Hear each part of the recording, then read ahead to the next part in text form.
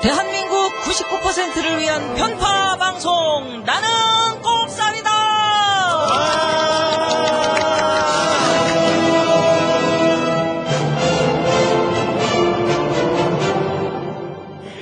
13회입니다. 우띨 우석훈, 선띨 선대인, 용띨 김용민, 순학질 누나 김미화가 만드는 세상이 밝아지면 없어질 방송. 2008년 부동산 불패론이 한창일 때 부동산 대폭락 시대가 온다. 다소 충격적인 제목의 이 책은 경제 전문가가 쓴 것입니다. 이 사람은 바로 지금의 집값 대세 하락기는 1, 2년 안에 금방 끝나는 상황이 결코 아닙니다. 지금은 부동산 신화에 대한 미련을 버리고 부채를 잔뜩 지고 있다면 지금이라도 빨리 이렇게 좀 손절매를 하시는 게 성장률 0%, 가계부채 1000조 원, 실업자 300만 명 시대, 추락하는 한국 경제, 날개는 없을까? 선대인이 알려줍니다. 문제는 경제다. 지금 예약 판매 중입니다. 네. 지난주에 우리 뭐 어떤 일이 있었는지 우리 선띠리가 가장 지난주에 활약을 많이 하는 것 같았어. 세종대왕님 아니 이순신 동상 앞에서 이순신 동상 앞에서 했어? 나라를 지키는 마음으로 무엇을 했지? 결연하게 했습니다. 아니 별로 격에 맞지 않게 안티 가수 운동을 하더라고. 아니 정치인들을 비판해도 모자라네. 왜 가수를 비판해? 김진표? 김진표 씨 얼마나 음악 좋은데. 가수도 하고 요즘 칼에 있어. 글쎄 말이야. 그래. 경차 방송 진행도 하시고. 왜 이렇게 열폭하세요? 제가 말씀드리는 그 김진표는 그 김진표가 아니고요. 랩하는 김진표가 아니고 이 맨날 적진에 들어가서 적을 무찌르지 못하고 맨날 뒤통수만 맞고 오는 적장이 있어요. 적장에는 우리 편 장수. 그렇지. 우리 편 장수. 우리 편 장수지. 우리 편이야 그게. 김진표 장로님. 네. 저 민주당의 이제 김진표 원내대표. 제가 이제 세금혁명당 당수잖아요. 그래서 이제 이 세금혁명당 차원에서 그리고 또 뜻을 함께하는 시민들하고 김진표 아웃 그리고 민주당 혁신 경제민주화를 외치는 그 모임을 가졌어요. 이제 좀 상당히 사실 급조한 모임인데 그래도 꽤 많은 시민들이 오셨고 우띨 형님, 저 한겨레에서 이제 직설 코너 운영하셨던 서혜성 선생님, 한홍구 선생님이 또 나오셨어요. 그래서 이제 한구라. 네, 구라의 대가들이죠. 옛날 구라들의 대가. 이 얘기해야 돼요. 바람 싱싱 부는데요. 이순신 동상 앞에 우리는 앞에 있는 시민들 좀 나요. 이렇게 뭉쳐 있으니까 4명이 딱 서 있으니까 바람 살벌하게 불 거 아니에요. 네. 거기서 이제 마이크 들고 손 실어서 있는데 우리 선들이 종이를 주는 거예요. 앞뒤로 빡빡하게 인쇄한 2장을 주든 지금도 읽자는 거예요. 그 한 손에 마이크 들고 한 손에는 손 들고 성명을 발표를 했구나. 거기서 손 실어 올 거 아니에요. 딱 보니까 선띠는 장어 꼈더라고요. 그래서 진짜 좀 봐줘라 너무 길다. 근데 저 우띠리가 이해해. 선띠리는 얼굴로 다 바람을 맞았잖아. 맞아, 제가 면적이 제일 컸어. 아니, 내용은 방패야? 좋은데 이렇게 뭐 A4 한 장 정도를 해줘야지. 그러니까. 엎드려 2장을 딱 보는 순간에 서혜선 선생이랑 한혜원 선생 저랑 죽었다. 근데 그런 걸 해봤었어야지. 처음으로 해보니까. 야, 진짜 처음 해봤어요, 사실은. 저도 사실 뭐 얌전한 사람인데. 그래서 같이 동참하는 사람들이 굉장히 많이 늘었더라고요. 지금 이제 보니까. 그날 행사도 했지만 김진표 아웃을 요구하는 저희가 이제 세금당 차원에서 아예 서명받는 사이트를 만들었어요. 그래서 뭐 이제 도메인도 있던데. 그래서 도메인이 이제 KJP 김진표 KJP out out.com 그러니까 .com이죠. 지금 개설한 지 이틀 반 정도 됐어요. 이제. 지금도 그 많은 시점에. 이틀 반 정도 됐는데 이미 한 16,000명 이상이 서명을 했거든요. 상당히 빠른 속도고. 그래서 제가 이제 10만 명 채우면 이걸 들고 가서 민주당의 한명숙 대표 면담을 요청해서 이 뜨거운 민심을 전하겠다. 네. 민주당의 황골 탈퇴 혁신이야말로 야권 연대의 초석이고 또 정권 교체를 위한 실질적인 조치다. 그런 뜻을 진표 형님의 반응은 없습니까? 아직까지는 없는데 제가 오늘 아침에 손석희 시선집중에 출연했는데 그 전날 이인영 최고위원이 이제 출연을 했다고 그러대요. 그래서 이인영 최고가 뭐 아무래도 이제 당내 분이니까 직접 직설적으로 하긴 그런데 우회적으로 김진표 의원도 이 이런 상황을 알고 계실 거고 좀 현명한 뭐 생각을 하실 거다. 뭐 이런 식으로 이렇게 간접적인 사퇴 압력을 뭐 좀 가했다고는 들었어요. 그건 좀 지켜봐야 될 일이고. 그래서 지금 판단하기는 이래요. 김진표도 문제지만 민주당 공심위원들이 상당히 문제거든요. 박기춘 의원 같은 경우는 예를 들면 지방일간지하고 인터뷰한 내용을 보면 나는 뭐 스스로 아예 토건족이다 이렇게 대놓고 이야기를 해요. 근데 민주당의 강령에 보면 재벌개혁도 있지만 탈토건이 명시되어 있어요, 요번에. 강령이 완전히 입에되잖아. 기춘이 형이 그 남양주가 지역구인데. 남양주가 요즘에 그 계속 토건이 네. 활발한 곳입니다. 예. 이 시점에서 탈토건이라는 말도 제가 만든 거 아세요? 우리 우리끼리는 진짜 이렇게 토건 깔때기가. 88만 원 그런 건 세대. 다 쓰는 거야. 뭐 내가 탈토건 쓰고 그다음에 나서 뭐였었지 지난번에? 탈핵도 내가 탈핵 맞아. 환경성 질환. 맞아. 환경성 질환.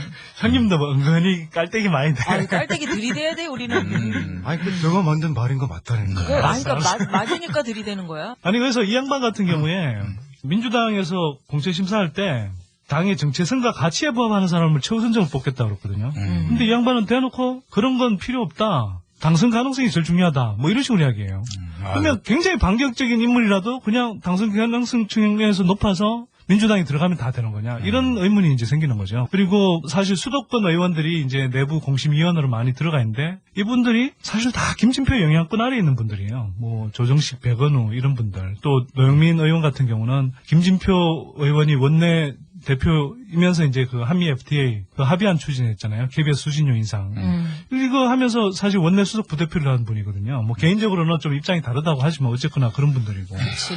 이런 상황에서 누가 누구를 심사하냐 이거죠. 한미 맞아. FTA 반대파들이 아니 협상파들이 예를 들어서 이종걸 뭐 천정배 이런 한미 FTA 반대파 이런 사람들을 심사하고 있는 꼴이거든요.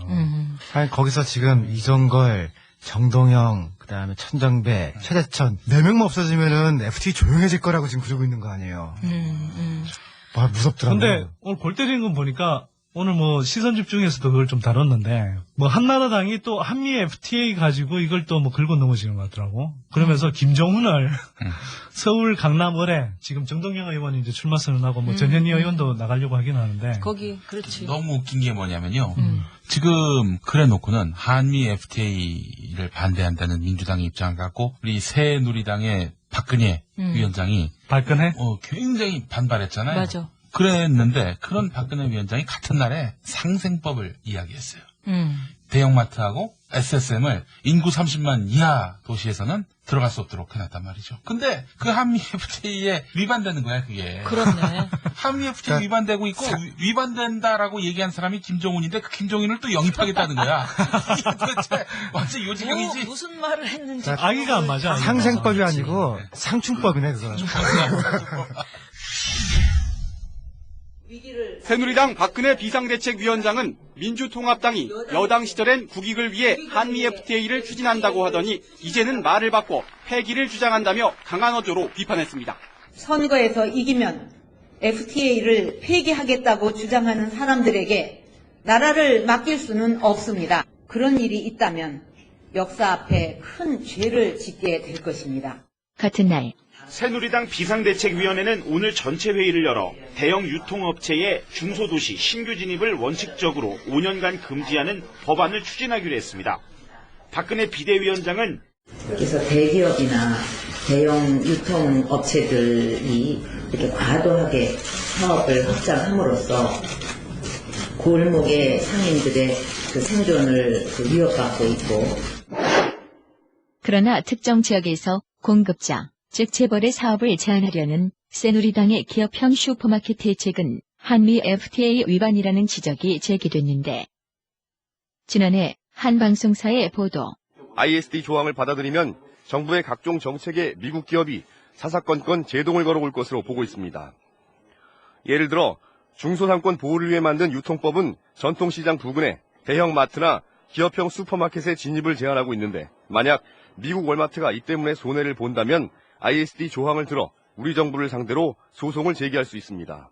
이명박 정부 들어 FTA를 총괄했던 김정훈 통상교섭본부장. 이 사람도 한국 유럽 FTA 당시 상생법에 대해 난색을 표했는데 재래시장 주변 500m 안에 대기업이 진출할 수 없도록 한 유통법 처리가 무산된 건 민주당 자유무역협정특위 간담회에서 시작됐습니다. 간담회에 참석한 김종훈 통상교섭본부장은 한국과 유럽연합 간 통상 마찰이 우려된다며 여야가 처리하기로 합의한 또 다른 SSM 법안인 상생법의 부정적인 의사를 밝혔습니다. 김종훈 본부장은 새누리당 정책 방향에 반대되는 입장인 셈? 그런데 새누리당은 서울 강남을 지역구의 한미 FTA 협상을 주도한 김종훈 전 통상교섭본부장을 내세우자는 의견이 제기되고 있습니다.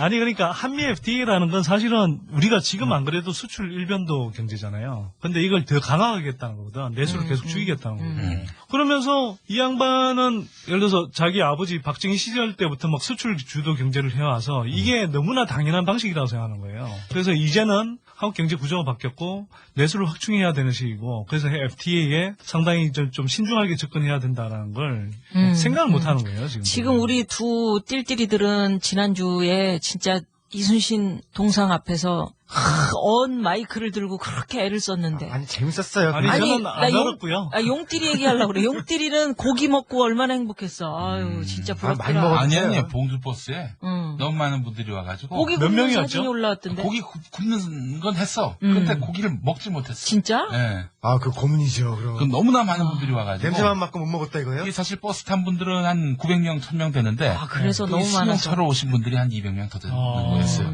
그러다 보니까 모시고 인사하고 뭐 이러느라고 한 점도 못 먹었어. 삼보일사라고 세 번 걸으면 한 번 사인해 주세요. 사진 찍어 주세요. 이랬다고. 삼보일사. 이러다 보니까 뭐 밥을 먹을 여지가 없었고. 예. 그래서 먹으면서 싸도 시원찮을 만해. 근데 뭐 저희가 어려운 일 하셨네 진짜. 저희가 못 먹은 거는 문제가 아니고 오셨는데 못 드신 분들. 그렇지. 그분들이 너무 많아가지고 죄송해서 제가 그래서 책 나오면은 사인해서 또 드리겠다 이렇게. 매번 가셔가지고 또 드시면 되지. 거기 쇠고기가 맛있으니까. 너무 맛있고요. 쇠고기 얘기 나온 김에 난 우띠리 때문에 진짜 속상해가지고. 우리 CBS 내일 심의를 한다는 거 아니야? 누나 진짜. 뭐 그렇게 황당한 일이 벌어져요, 여러분. 네. CBS 하니까 또 그 여러 가지 회한이. 어떤 일? 하여튼 좋은 방송에 CBS는 분명히. 우리 우띠리하고 선띠리가 1월 5일날 출연했더라고 보니까. 그때 바빠가지고 그랬었던 거야. 그러지도 않았어. 사실은 그래. 아니야. 12월 22일인가 돌아왔어요. 우리 이렇게 두 명을 불러가지고 방송을 했었는데 이 방송이 방송통신심의위원회에서 공정성 문제를 걸었대. 우리가 공정하지는 않은 인간들이긴 한데. 아니 근데 그거를 그렇게 따지면 출연자 중에 공정한 사람이 누가 있어요? 그렇지. 다 자기 주관을 갖고 있는 거지. 공정하지 않고 공정하고 막 이쪽 이야기 반 저쪽 이야기 반 이렇게 아주 기계적인 중립을 취하는 사람들 이런 사람은 재미가 없어. 방송에서 부를 이유가 없어요. 근데 이게 제가 보니까 그 심의 대상이 아니라 논의 대상 논쟁거리인데요. 얘기를 정리하면 이런 거예요. 그러니까 속값, 그러니까 송아지 값이 거의 10,000원까지 떨어졌는데 이게 단기적인 것도 있지만 한미 FTA 같은 것도 영향을 준 거다라고 하는 게 저희가 한 얘기고. 이제부터 들으실 내용은 CBS 라디오 김미화의 여러분 1월 5일 방송분입니다. 오늘 여러분이 만난 사람 99%를 위한 편파 방송 나는 꼽살이다. 멤버 두 분 나오셨습니다. 우석훈 교수, 선대인 소장 어서 오십시오. 예, 안녕하세요. 반갑습니다. 네. 이렇게 또 정중하게 제가 두 분을 모실 기회가 있다니. 네? 근데 우띠를 소리 안 들어도 좋네요. 사실 이렇게 처음 본 것도요. 네. 3년 전인가 4년 전인가 3년 전. 이게 연초 특집 방송 때 MBC에서. MBC였죠. 예. 거기에 박경철 원장까지 해서. 네, 오셨었어요. 맞아. 그때 처음 봤어요. 경제, 우리가 진단해볼 때. 맞습니다. 그때는 점잖았었죠, 우리가. 그러게요. 제가 깍듯이, 아이고, 우 박사님, 아이고, 선 박사님, 이렇게 모셨던 두 분인데.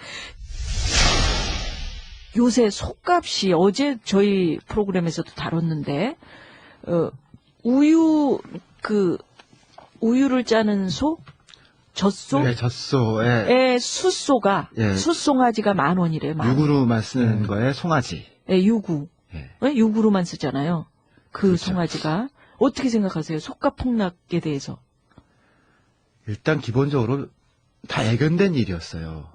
그리고 그러니까 광우병 파동이 막 날 때 미국산 소가 풀리면은 그 다음 해에 이런 일이 벌어질 거다라고 얘기를 했는데 그건 다 예상됐던 거거든요. 근데 공교롭게 그 다음에 구제역이 있었잖아요. 그래서 그러니까 좀 이런 말씀하면 좀 미안하지만 수요 조절이 그냥 자연적으로 됐던 거예요. 그래서 공급이나 이런 것들이 막 줄어져 있던 상태인데 지금 이제 그런 게 없어지니까 거기다 FTA 문제가 하나 더 끼잖아요.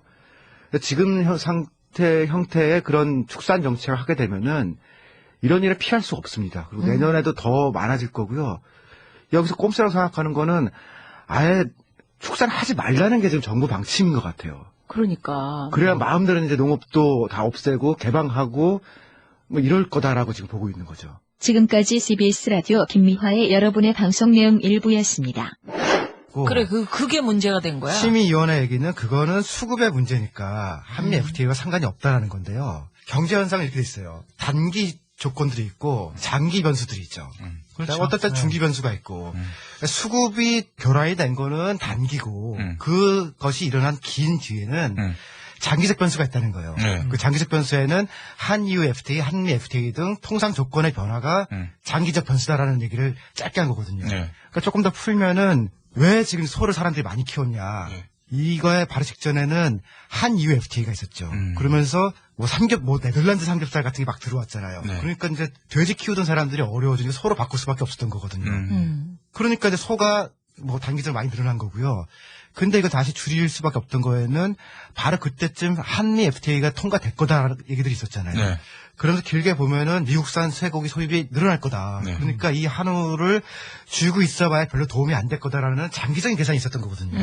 그러니까 공급도 늘어날 마당에 이것도 어려워질 것 같으니까 두 개가 다 합쳐져서 10,000원까지 간 거라는 거거든요.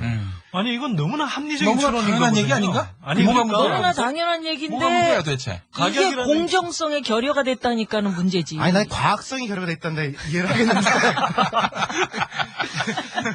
아님이 사실 그날 자세하게 이야기는 안 했어. 아니 그 쓱 넘어갔다고. 사실은 한미 FTA에 대해서 한마디 했어 한마디. 뭐냐면 이렇게 했어. 광우병 파동 때 미국산 소 풀리면 그 다음에 문제가 생길 거 예상했다. 뭐 죄송한 말씀이나 구제역으로 수요 조절 공급 줄였던 게 이제 다 없어졌고 지금은 FTA가 더 끼잖아요. 그러니까 지금은 FTA가 더 끼잖아요. 이게 너 끼지 마라. 그게 문제가 된 거야. 아니 근데 이거 문제 삼은 사람이 아마 뭐 수급 논리를 떠나서 아무것도 모를 거야 아마. 제일 중요한 언론 권력 중에 하나는 사실 보도해야 될 걸 안 보도하는 거잖아요. 이 정부 들어와서 장악돼 있는 뭐 KBS, MBC 뭐 이런 방송들 보면 실제로 현실을 돌아가는 걸 알 수가 없잖아요. 그 뉴스들을 보고. 그러니까 정말 중요한 사람들이 소개가 안 되잖아요. 근데 그런 사실은 누나가 여기서 최시중 방송통신위원장을 너무 사랑한다고 말씀드렸잖아. 그래서 그런 이유도 있는 것 같아. 내가 너무 마음속에 품고 있어 그분을. 그래가지고 가슴 아프시겠네요. 낙검수에서 낙곱살까지 이제 서서히 건드리겠다라는 신호 같기도 그러니까 하고. 그렇죠. 그런 얘기입니다. 또 우리 제가 전국구 그렇지 않아도 듣는 분들이 나는 꼼수다가 1,100만이라면은 우리가 한 350만 된다라고. 한 350만에서 한 400만 이야기하더라고요. 조선일보 그 유료 독자가 100만 넘나요? 지금 뭐 자기네들 이제 뻥튀기 해서 뭐 100 몇십만 이렇게 이야기하는데 실제로 제가 유료 구독 부수를 걔네들 이제 신문 매출을 가지고 이렇게 해보니까 한 80만 부 수준이더라고요. 그러니까 그것도 보세요. 보통 추정하죠. 정부의 공공기관 이런 데서 봐주는 거 빼고 강남에서 봐주고 뭐 이런 데 빼고 나면 실제로 조선일보 신문 부수 또는 조중동이 신문 부수가요. 생각보다 그렇게 많지가 않아요. 나는 꼽살이다의 5분의 1 수준밖에 안 되는 군소 매체.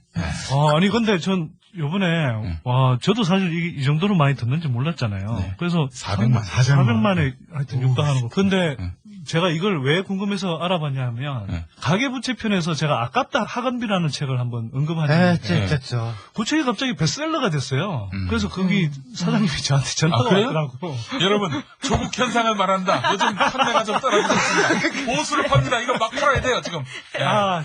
저희 책도 나오니까 갖고 붙여야 돼, 이거. 보수를 팝니다. 제가 2번 샀습니다. 2번 사. 이제 최시중 전 위원장님이 검찰 조사 받잖아. 예. 그러면 이제 누나도 어떻게 될지 몰라요. 이거 저 방송통신심의위원회에서 네. 같이 조사를 받는 거야. 네. 서로. 그러나 누나는 웃으면서 받지. 네. 쫄지 마. 쫄지 마. 우리 이렇게 웃는다. 예. 최수정 만나 그러세요. 너 졸았지? 졸여버리려니까. 그 사장님이 전화 왔어. 그래서 너무 감사하다고. 그래서 제가 그랬죠. 맨입으로 돼요. 니가. 했더니 책을 잔뜩 보내주셨어. 제가 원하는 건 돈 뻥쓴데 말이야. 잘 뒤져봐. 사살 시켰을지도 몰라. 그래서 제가 들어가기 전에 오늘 여러분들께 밝힌 말이 있습니다. 뭡니까? 모처에서 어디라고 밝히진 못합니다. 모처에서 저의 여자 관계를 샅샅이 뒤졌다고 합니다. 오. 결론 완전 무결. 공난이었다 공난. 야 진짜 슬프다. 네. 그래서 막 자랑스럽게 얘기하고 다녔지. 우리 마누라한테도 내가 문자를 보냈습니다. 근데 마누라가 부인과도 관계 없다는 거예요? 아니 그건 아니고 어제 그래서 그 소식을 듣자마자 기분 나빠야 되잖아. 설득하기도 하고. 근데 맞아, 기분 나빠요. 너무 행복한 거야. 그 얘기 듣고 장하다 우리 남편 이렇게 문자를. 예. 아니 그걸 뭐 통보를 해줘요? 아니. 어떻게 알아? 뒤로 들는 거지 이제. 빨대가 있어서 들어보니까 완전 무결. 공난이었다 공난. 아니 이거 음식 관계 뒤져야지. 잘못 뒤졌네. 진짜 웃들이 많이 들었네.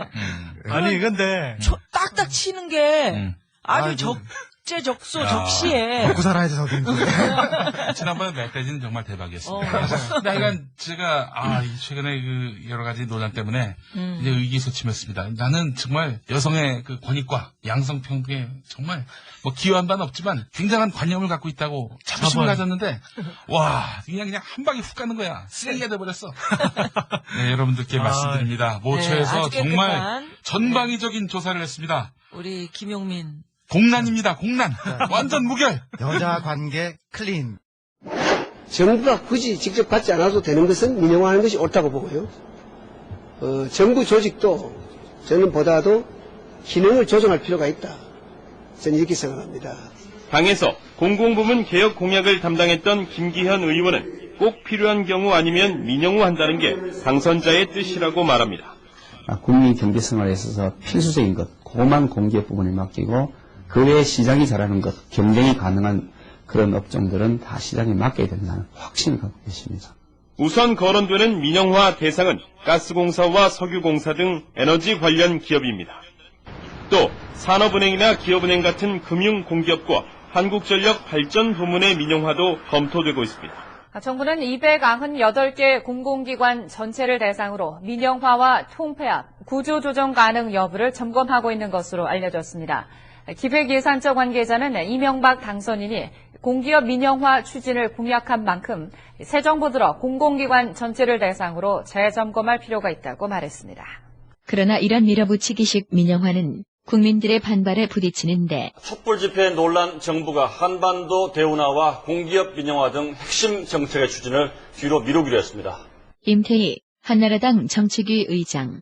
공기업 민영화나 그러니까 대운하 같은 경우는 그러니까 지금 상태에서 그 부분을 정부가 계획한 대로 일방적으로 밀어붙이는 것은 조금 그 분위기가 아직 아니다.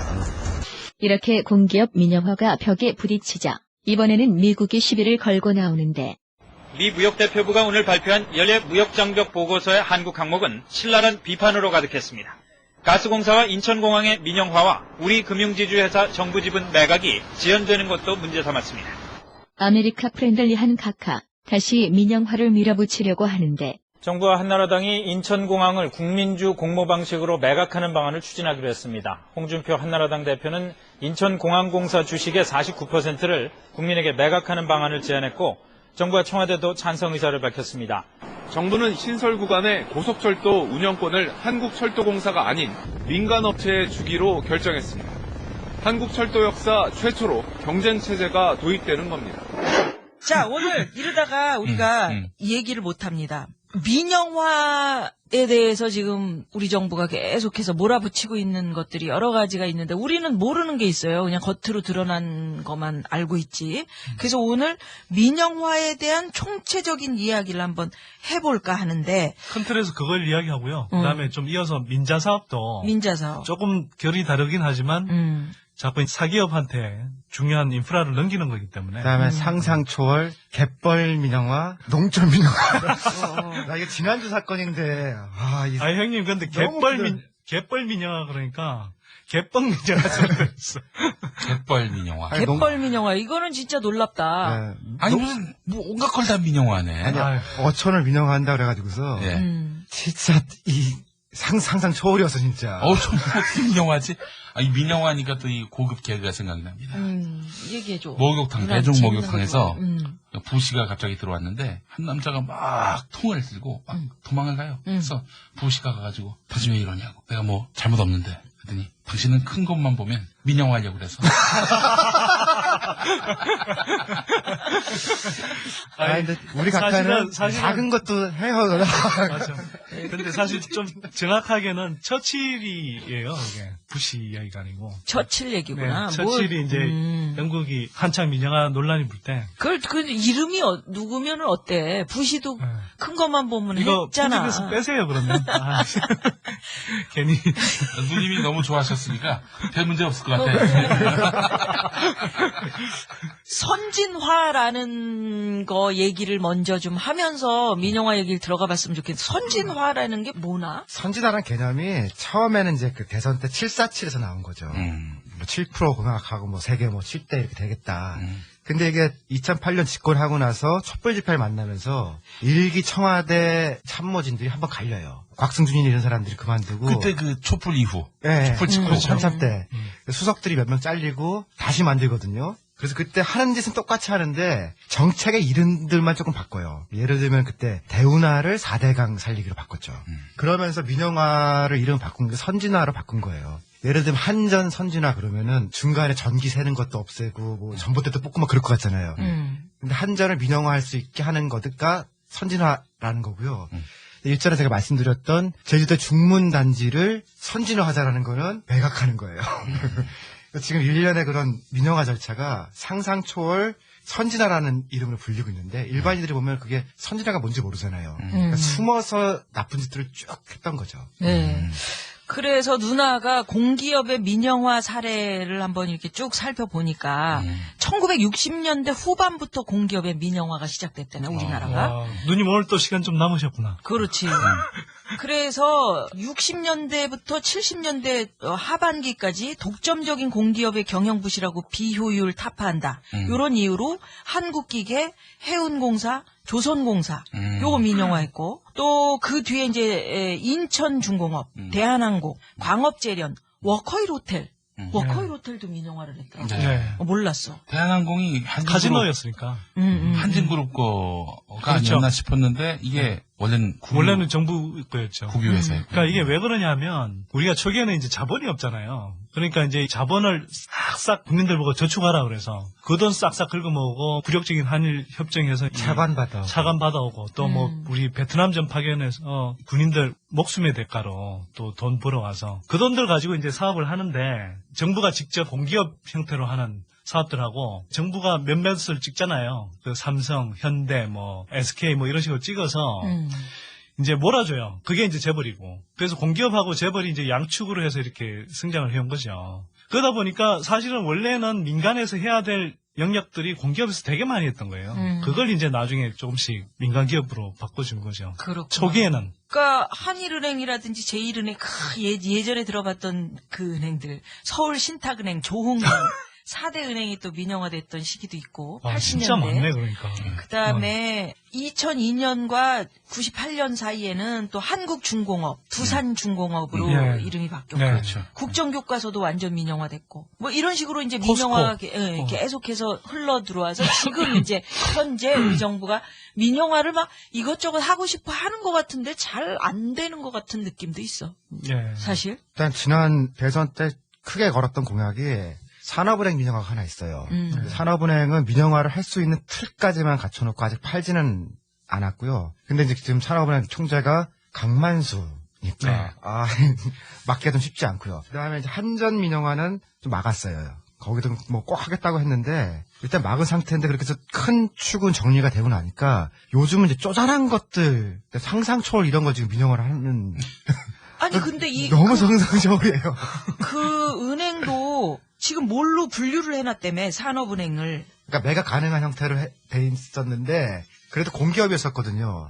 기획재정부에서 공기업 내에 틀을 갖고 있는데 뭐 강만수가 뭐라고 막 해서 올해 들어오면서 분류를 거기서 빼줬어요. 사실은 뭐 출자 관계는 아직 정부 거인 건 마찬가지고요. 그래서 이거야말로 정권 바뀌면 총선 이후라든지 다시 정리해서 이제 산업은행이 본래의 국책은행으로서 기능을 줘야죠. 그러니까 공공기관에서 해제됐다는 얘기 아니야? 아까 분류만 공공기관 관리 대상에서 그거는 이제 민영화 시키겠다는 전초전이라고 볼 수 있는 뭐 중요한 건 뭐냐면 예를 들어서 분류에서 빠져버리면 공공기관 이 경영 정보를 공시를 해야 되거든요. 공개를 해야 되는데 그런 의무들을 전혀 이행 안 하지 않아도 돼요. 완전히 그러니까 감시 사각지대에 놓이는 거예요. 그다음에 이제 공기업으로서의 정부의 뭐 견제를 받는다든지 감시를 받는다든지 정치권의 감시를 받는다든지 이런 부분도 이제 상당히 약해지는 거죠. 근데 그러니까 그게 산업은행이 100% 정부 재산인데 거의 100%. 공공 정부가 공공이 아니면 어디가 공공이야?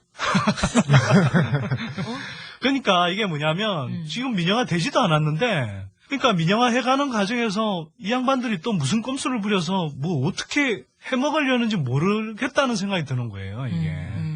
감시의 사각지대로 만들어버리니까, 어찌 보면. 어떻게 보면 사실 지금 정부가 MB 정부라는 게 가족기업 같은 거 아니에요. 거대한 가족기업.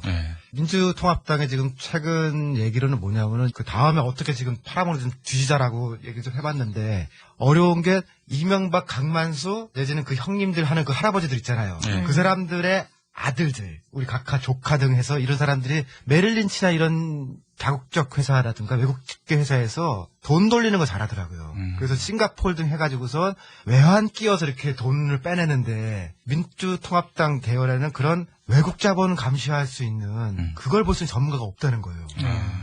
그럼 확보를 해서 그걸 뺏어내야지. 손 놓고 있더라고요. 그게 참 어려워요, 지금 감시가. 이야기 좀 더 진행하기 전에 외환위기 직후에 이제 김대중 정부 때 민영화 했던 거하고 이명박 정부에서 하고 있는 민영화의 차이를 조금 이야기를 해주는 게 좋을 것 같아요. 심각한 차이가 있죠. 그러니까 이제 사람들이 이런 의문을 갖는 거죠. 김대중 정부 때도 하지 않았냐? 뭐 지금 하는 건 왜 문제가 되느냐? 그래. 뭐 이런 식의 이제 생각을 가지는 거죠. 근데 김대중 정부 때는 우리가 외환위기 직후였고 외환 보는 게 좀 필요했어요. 그리고 그 당시에는 아까 이제 누님도 이야기하셨지만 뭐 한국중공업 또 포스코 이런 쪽이 굳이 공공에서 하지 않고 사실 민간 사업의 영역인데 우리가 이제 경제 발전 과정에서 공기업의 형태를 가지고 그냥 정부가 이렇게 사실상 했던 사업들이 있거든요. 그런 것들은 사실은 점차적으로 민간에 갈 수가 있어요. 그런 것도 이제 물론 시기와 방법론 이런 것들은 구체적으로 따져야 되지만 그 이후로는 사실상 공공적 성격을 갖지 않는 것들은 웬만큼 다 민영화가 됐거든요. 이젠 사실 남아있는 게 없어요. 그러면 이런 공기업들 같은 경우는 시대적인 소명을 다했으면 이 구조개혁을 해서 역할을 바꿔준다든지 경우에 따라서 사실 이렇게 사업을 청산할 수도 있는 거거든요. 근데 방만하게 그러니까 하잖아, 그 사람들. 굉장히 그러니까 그래 방만하게 하는 문제 같은 경우는 흔히 말하는 경영 잘하셔야 됩니다. 박만은 방송통신이 방만입니다. 방만. 박만과 박만의. 그러니까 이야기는 사실 뭐 조금 뭐 긴 이야기인데. 근데 짧게, 지금 짧게. 이명박 정부에 들어와서 하는 건 뭐냐면 사실 공공적으로 다 필요한 거란 말이에요. 인천공항공사. 예를 들어서 금융 시스템의 가장 최전선에 있는 거고 국가안보 차원에서도 중요하고. KTX. KTX. 우리가 정말 공공인프라의 가장 중요한 축 아닙니까? 이런 것들을 지금 민영화하겠다는 거예요. 그러니까 이명박 정부 들어와서의 민영화는 이 사람들이 이야기하는 건 공공에 갖고 있던 것들을 재벌들한테 넘겨줘서 알짜배기 특혜 사업을 넘겨줘서 배불려 주겠다. 이런 사업이에요. 여기서 막지 않으면은 물 산업도 민영화 시킬 거다라고 우리가 알고 있거든요. 삼성 등의 이렇게 수건 사업이 했다는 거예요. 물 사업이. 진짜 우리 집 얘기해야죠. 그러니까 주택 사는데 2주 전에 물이 얼었어요. 물이 얼었는데 저희 아내는 지금 임신 4개월째. 어휴, 좋은 일이야. 그 금요일날 밤에 집에 가보니 물이 얼었거든요. 얼었으니 수가 없잖아요. 그래서 화장실을 쓸 수가 없잖아요.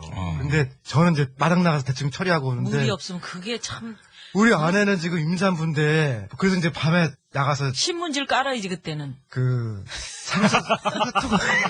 사갖고 왔어요.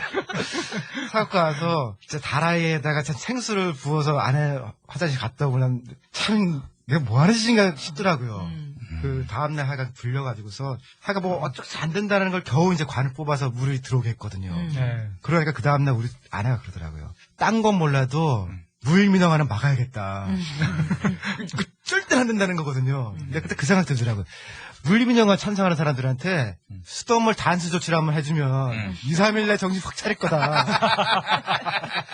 그러니까 지금 선띠리 했던 얘기는 그러니까 DJ 때나 혹은 70년대, 80년대 했던 민영화라는 거는 그거 팔든 안 팔든 개인의 삶에 크게 와닿지 않는 거거든요.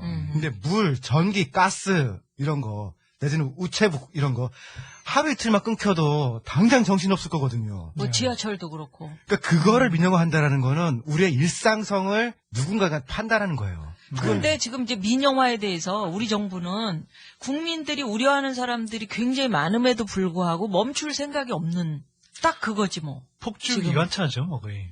그러니까 왜 그렇지? 이 양반들은 선진화라고 아까 이제 표현을 했다고 그러잖아요. 한편으로는 이거는 무조건 민간이 하면 잘 된다라고 생각하고 그게 발전이라고 생각하는 것 같아요. 근데 좀 이따 뭐 민자사업 이야기도 제가 하겠지만 민간이 해서 다 잘 되냐 하면 그런 것도 아니거든요. 특히 비용이 내려간 게 없어. 네, 비용이 다 그러니까 올랐어. 뭐 고속도로 통행료, 민자사업 통행료 뭐 이런 게 다 올라갔죠. 네.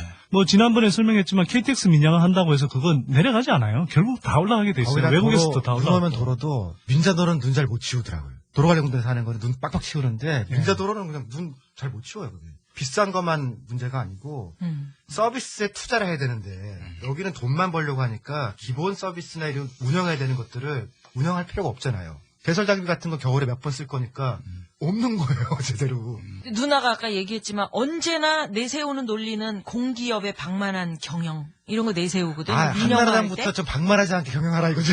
근데 민간이 경영하면 훨씬 효율적으로 운영이 될 수 있나? 아니 그러면 이명박 정부부터 정권을 내놔야 돼요. 왜냐하면 이명박 정부만큼 나라 살림살이를 방만하게 한 정부가 없거든. 그때 어떤 정부보다. 이 정부가 김대중 노무현 정부 보고 잃어버린 10년이라고 그런 이유 중에 하나는 막 공기업 부문이 굉장히 늘어났다. 그래서 뭐 정부 기능은 커졌는데 뭐 제대로 역할을 못한다 뭐 이런 거였거든요. 근데 이명박 정부 들어와서 이거 참 이야기 너무 되풀이해서 좀 미안하긴 한데 공기업 부채를 엄청 늘려놨어요. 김대중 노무현 10년 동안 내려놓은 것보다 그거 한 배가 넘는 걸 지금 4년 만에 공기업 부채를 늘려놔 버렸거든. 그러니까 LH공사 같은 경우도 한 50조 원을 늘려버렸잖아요. 수자원공사도 4대강 사업한다고 그러면서 또 8점 빚내게 만들어버렸잖아요. 이런 식으로 2008년에 이명박 정부 들어올 때에 비해서 공기업 부채를 다 2배씩 늘려놨거든. 이래놓고는 지네들이 다 이게 막 쓸데없는 사업 막 한다고 부동산 부양해준다고 건설업체 먹여 살린다고 지네들 또 뭐 밖으로 챙긴다고 이렇게 다 해놓은 거란 말이에요. 그렇게 해놓고는 이거 사업 효율을 한다 그러면서 진짜 인건비 얼마 되지도 않는 그 인건비 잘라내고 있다고요. 정말 그러니까 나쁜 놈들인 거지. 근데 인건비가요. 예를 들면 LH공사 같으면 전체 사업비의 1%도 안 돼요. 근데 이 1% 중에 예를 들면 정리해고 한다고 해서 깎아내봐야 얼마 되겠어요? 0.1%도 안 되지. 누나가 예전에 모 방송사에서 너무 방송사가 방만하다. 그래가지고 인원을 줄여라. 이거 뭐 기름이 너무 껴있다. 이럴 때 누구 먼저 잘려 나갔냐면은 플로어에서 일 보는 FD. 응? 그다음에 아주 어린 이제 갓 들어온 힘없는 막내 작가들 다 잘려. 그러고서는 수 줄여가지고 저희 수 이만큼 줄였거든요. 됐죠? 이거야. 그러니까 윗사람들은 공기업에 있는 윗사람들은 아마도 가진 혜택을 많이 받으면서 떵떵거리면서 지낼지도 몰라. 이게 아주 막 대대적으로 벌어진 게 뭐냐면 2008년 우리가 이제 경제 위기 맞고 나서 이제 2009년에 들어와서 막 공기업 뭐 구조조정 한답시고 막 그랬어요. 근데 그때 보면 이 자식들 그 MB 낙하산으로 간 친구들 봉급은 계속 뛰고 있었어. 뭐 이산이 감산이 계속 뛰고 있거든.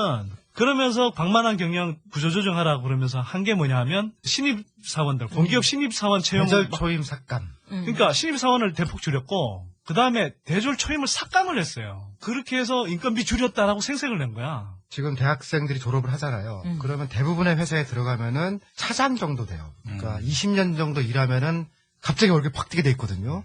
그 중간 간부 밑으로 잘라버린 거예요. 진짜 미래를 도둑맞은 거죠. 그러니까 MB 낙하산 이사들 한 사람만 줄이면 그 신입사원들 한 10명씩 뽑는다고. 걔네들은 막 떵떵거리면서 배불리고 있으면서 젊은 친구들 이렇게 새로 나온 친구들 초임을 삭감해버리고 잘라버리고 그런다니까. 그 이사들이 전문성이 있는 그러면서도 보수적인 식견을 갖고 있는 그런 분들이냐? 그게 아닙니다. 보수적 식견은 있는데 실력은 저도 없는 그런 경우가 너무 많아요. 전이 꺼먹었잖아요. 네? 전이 꺼먹었잖아요. 그래서 전이 꺼먹은 거. 2011년 9월 15일 세상에 이런 일이 있습니까? 전국에서 동시다발적으로 대규모 정전 사태가 발생하는 사상 초유의 전력 대란이 벌어졌습니다. 한 날이라도 더 살려보려고 정신없이 물을 퍼넣는 횟집 주인. 촛불에 의지해 암흑 속 목욕을 서두르는 손님. 전국에서 동시다발로 터진 정전은 생명까지 위협했습니다. 갑자기 전기가 나는 바람에 산소호흡기 문제가 생겨가지고 119 구조대가 제가 같이 출동해가지고 한국전력은 오늘 전국적으로 162만 가구가 정전 피해를 봤다고 밝혔습니다. 사상 최악의 전국 정전 사태를 두고 9월 중순에 34도까지 올라간 날씨 탓만하던 정부. 그러나 지난 9일 작성된 전력거래소의 전력수급 계획안입니다. 당시 기상청 예보를 토대로 정전 사태가 일어난 어제 15일의 경우 서울의 낮 최고 기온을 섭씨 28도로 예상해 최대 전력 수요를 6,400만 킬로와트로 잡았습니다. 하지만 기상청은 정전 사태 이틀 전인 13일 서울 최고 기온이 30도를 웃돌 것이라고 수정 예보했습니다. 실제로 어제 서울 최고 기온은 31도까지 올랐지만 전력거래소의 전력 수급 계획은 바뀌지 않았습니다. 오히려 기상청의 무더위 예보가 있은 다음 날인 14일 정기 점검을 위해 99만 킬로와트 규모의 울진 2호기 가동을 중단시켰습니다. 지난 15일 정전 사태 당시 전력거래소와 한전, 지식경제부의 대처가 얼마나 한심했는지 오늘 국정감사에서 드러났습니다. 예비 전력이 100만 킬로와트 이하로 떨어지자 비상사태 최고 등급인 심각이 발령됩니다. 전력거래소는 이 상황을 팩시밀리를 통해 지식경제부에 긴급 보고합니다. 그런데 팩스를 보낸 곳은 주무부서인 전력산업과가 아닌 무역투자실이었습니다. 단전 조치 직전인 오후 2시 55분 전력거래소는 지식경제부에는 상황이 호전됐다. 한전에는 단전 조치가 필요하다는 상반된 보고를 합니다. 그 긴박한 시간 연명천 이사장은 모 잡지사와 인터뷰를 하고 있었습니다. 인터뷰 내용을 묻는 질문에 연명천 전력거래소 이사장의 답변. 그렇게 중요한 내용은 아니었습니다. 결국 강만수와 함께 경제정책을 좌지우지하던 최준경 지식경제부 장관이 사퇴하는데 이에 대한 각하의 반응. 이명박 대통령은 대규모 정전 사태에 대해 책임을 지고 사의를 표명한 최준경 지식경제부 장관에게 국무위원으로 도의적 책임을 지게 돼 안타깝다고 말했다고 박정화 청와대 대변인이 전했습니다. 전두환 때도 전기는 안 꺼먹었어요.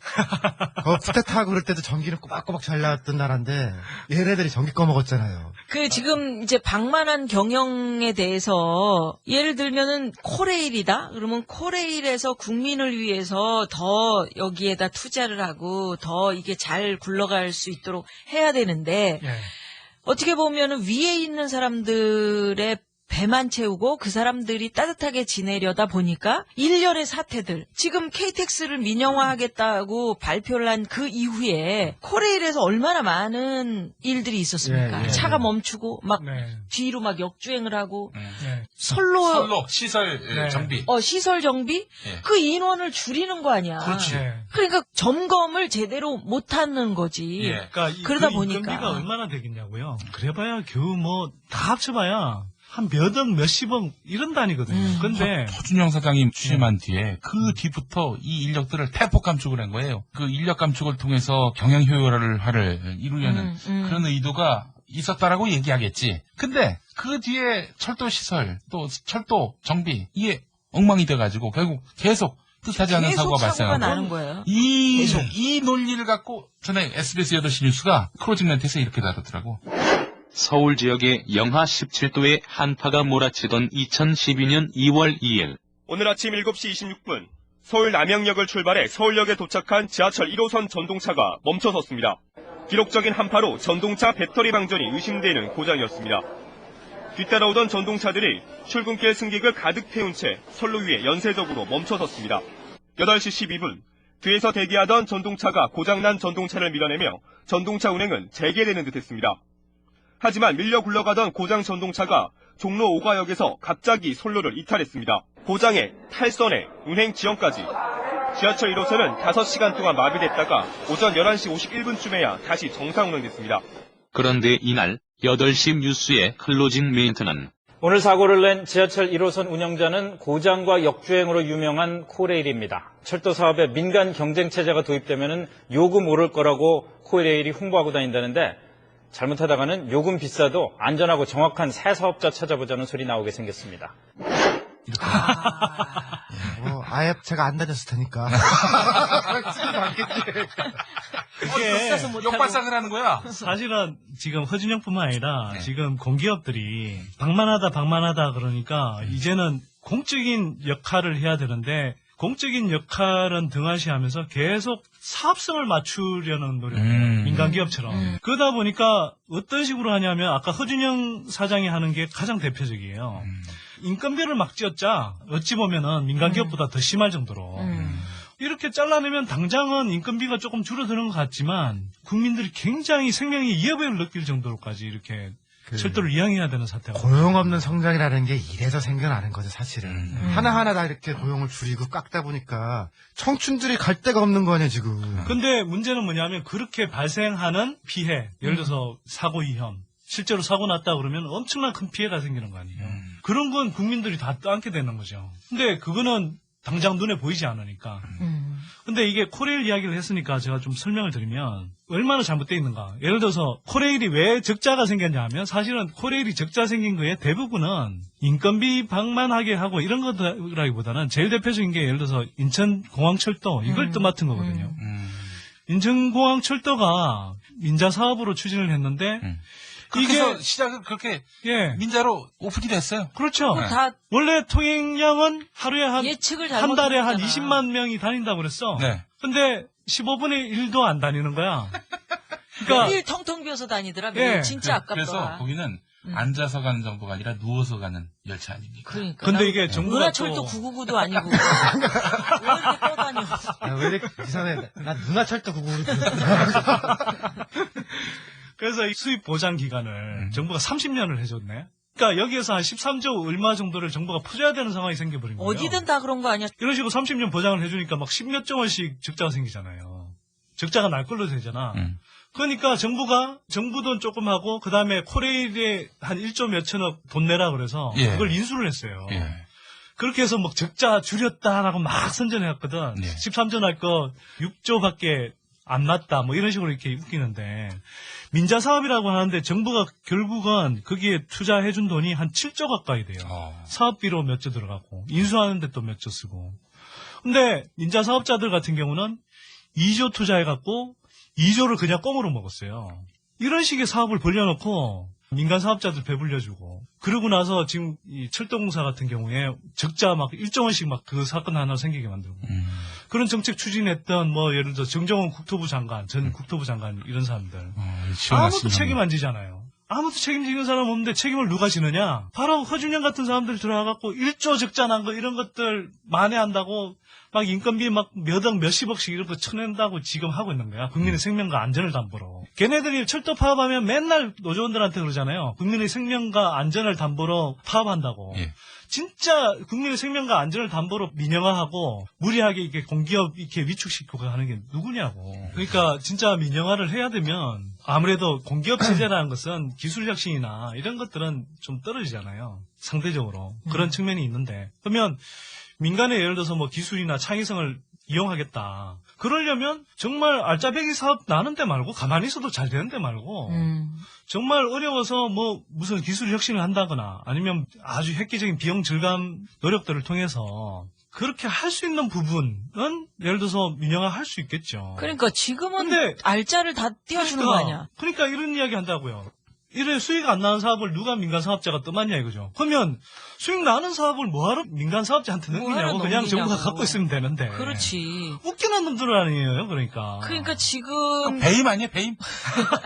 배임이잖아. 부속질 하는 거죠, 나라 재산을 사실. 그러니까 재벌이 떡볶이 하겠다는 거랑 같은 얘기죠. 지금 만약에 떡볶이 나도 맛있게 하는데 그렇게 해가지고 문제가 불거졌을 때 누가 책임을 지냐고. 지금 이명박 대통령은 군대로 치면은 말년병장. 말년병장인데 그러니까 예우는 잘이지만 그냥 눈치만 이렇게 보고 있는 그런 상황인데도 이렇게 민영화에 빠릿빠릿 움직이는 거는 제대와 동시에 아마 결국은 자기들의 어떤 그분은 말뚝 박는다 그러면 어떡하죠? 그분은 한 번도 제대를 해본 역사가 없기 때문에 제대는 너무 과분한 표현이고 귀가로 그래. 귀가로 해주십시오. 청주 국제항공이 이게 국제공항도로 공항이 여기 내가 찾아본 바로는 국내 항공 최초로 민영화된데라. 미안합니다. 착각했네. 그 외국계 자본이 섞인 민간업체 합자회사라는 거예요, 여기가. 근데 시장에서 평가되는 매각 하한선이 300억이었었는데 국토부하고 한국공항공사가 255억 원에 팔았다는 거야. 거기 미국, 캐나다 또 우리나라 기업들이 섞여 있는 데인데. 그래서 이런 게 바로 이게 불합리하게 민영화시키는 거 아닌가? 그러니까 이런 제일 이제 불안한 거는 민영화 자체도 문제인데 이게 사실 민영화 자체의 내부적인 논리 때문에 민영화시키는 게 아니고 지 친구나 주려고 한다라는 의혹을 지금 벗어나기가 어려워요. 근데 그거를 이제 피하려고 할 때 그러니까 KTX도 마찬가지인데 당장 어떤 기업이 딱 들어가 있으면 금방 알잖아요. 그러니까 이걸 컨소시엄을 해요. 그래서 이제 외국계도 넣고 모두 넣어서 마치 정의로운 사람들이 이 연맹군을 만들어서 하는 것 같은데 하는 것처럼 실제는 재분을 보거나 그러면은 사실 누구 주려고 하는 건데 감춘 거 아니냐. 그러니까 명의를 살짝 숨기기 위해서 하는 그런 거라는 의심을 계속 받죠. 그 맥커리 같은 데가 계속 그래서 이제 이런 거 할 때마다 나오는 거 아니에요. 인천 공항 매각 때문에 그지? 그러니까 인천공항 사례만 봐도 이게 사실은 이제 민영화할 이유가 전혀 없는 거거든요.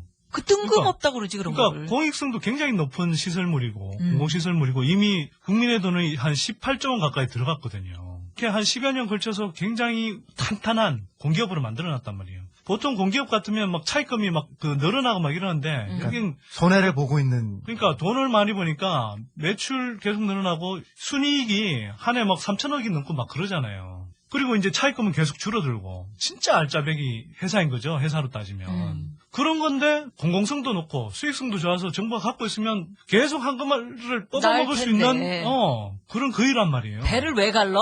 그걸 지금 당장 그거 한 얼마에 팔아서 배를 가르겠다는 거예요. 사실은 팔면 안 되는 건데 팔다 보니까 별 희한한 논리를 다 동원해. 이런 뭐 예를 논리가 들어서 중국과 싱가포르한테 언젠가 먹힌다. 그 지금 팔자는. 그래 그런 거 나왔었어. 그리고 인천공항 시설 투자가 그 주변에 인천공항 말고 인천공항 철도니 그런 거 2단계 투자가 필요하다느니 이런 식의 이야기를 해요. 안 하면 적자잖아요. 아니 그거 당장 시급한 거 아니거든. 그리고 한다 그러면 인천공항이 돈 벌어서 하면 돼. 그걸 하기 위해서 지금 탈겠다는 거예요. 우리 정부는 남은 임기 동안 하여튼 조건이 허락하는 한 민영화하겠다. 어떤 식으로든 나라 재산을 팔아먹겠다. 좋은 비유는 아닌데 자식이 초등학생인데 학원을 가고 싶어 하는데 그 학원비를 마련하기 위해서 애를 파는 거. 그런 것 같아요. 24시간 방금 시간대에 보내드리는 방송 99%를 위한 편파방송 나는 풋살이다 낱낱이가 발리자 그들의 속셈 산산이 조각내자 그들의 계획 쫄지마 그들 앞에 겁내지 말고 졸지마 이들에게 귀 기울여 빨리 씹대야 웃길 세금혁명 당선일 시사돼지용 우리의 여왕벌 누나 김미화 카카의 호연적인 경제정책 가족과 기득권 무한 사랑 나라 돈 야금야금 꼽을 치네 근데 왜 니네들은 세금 안 내? 형 누나 조심해요 그러다 잡혀가요 행복한 세상이 올 때까지 여러분은 계속 떠들어야 합니다 계속 나는 꼽살이다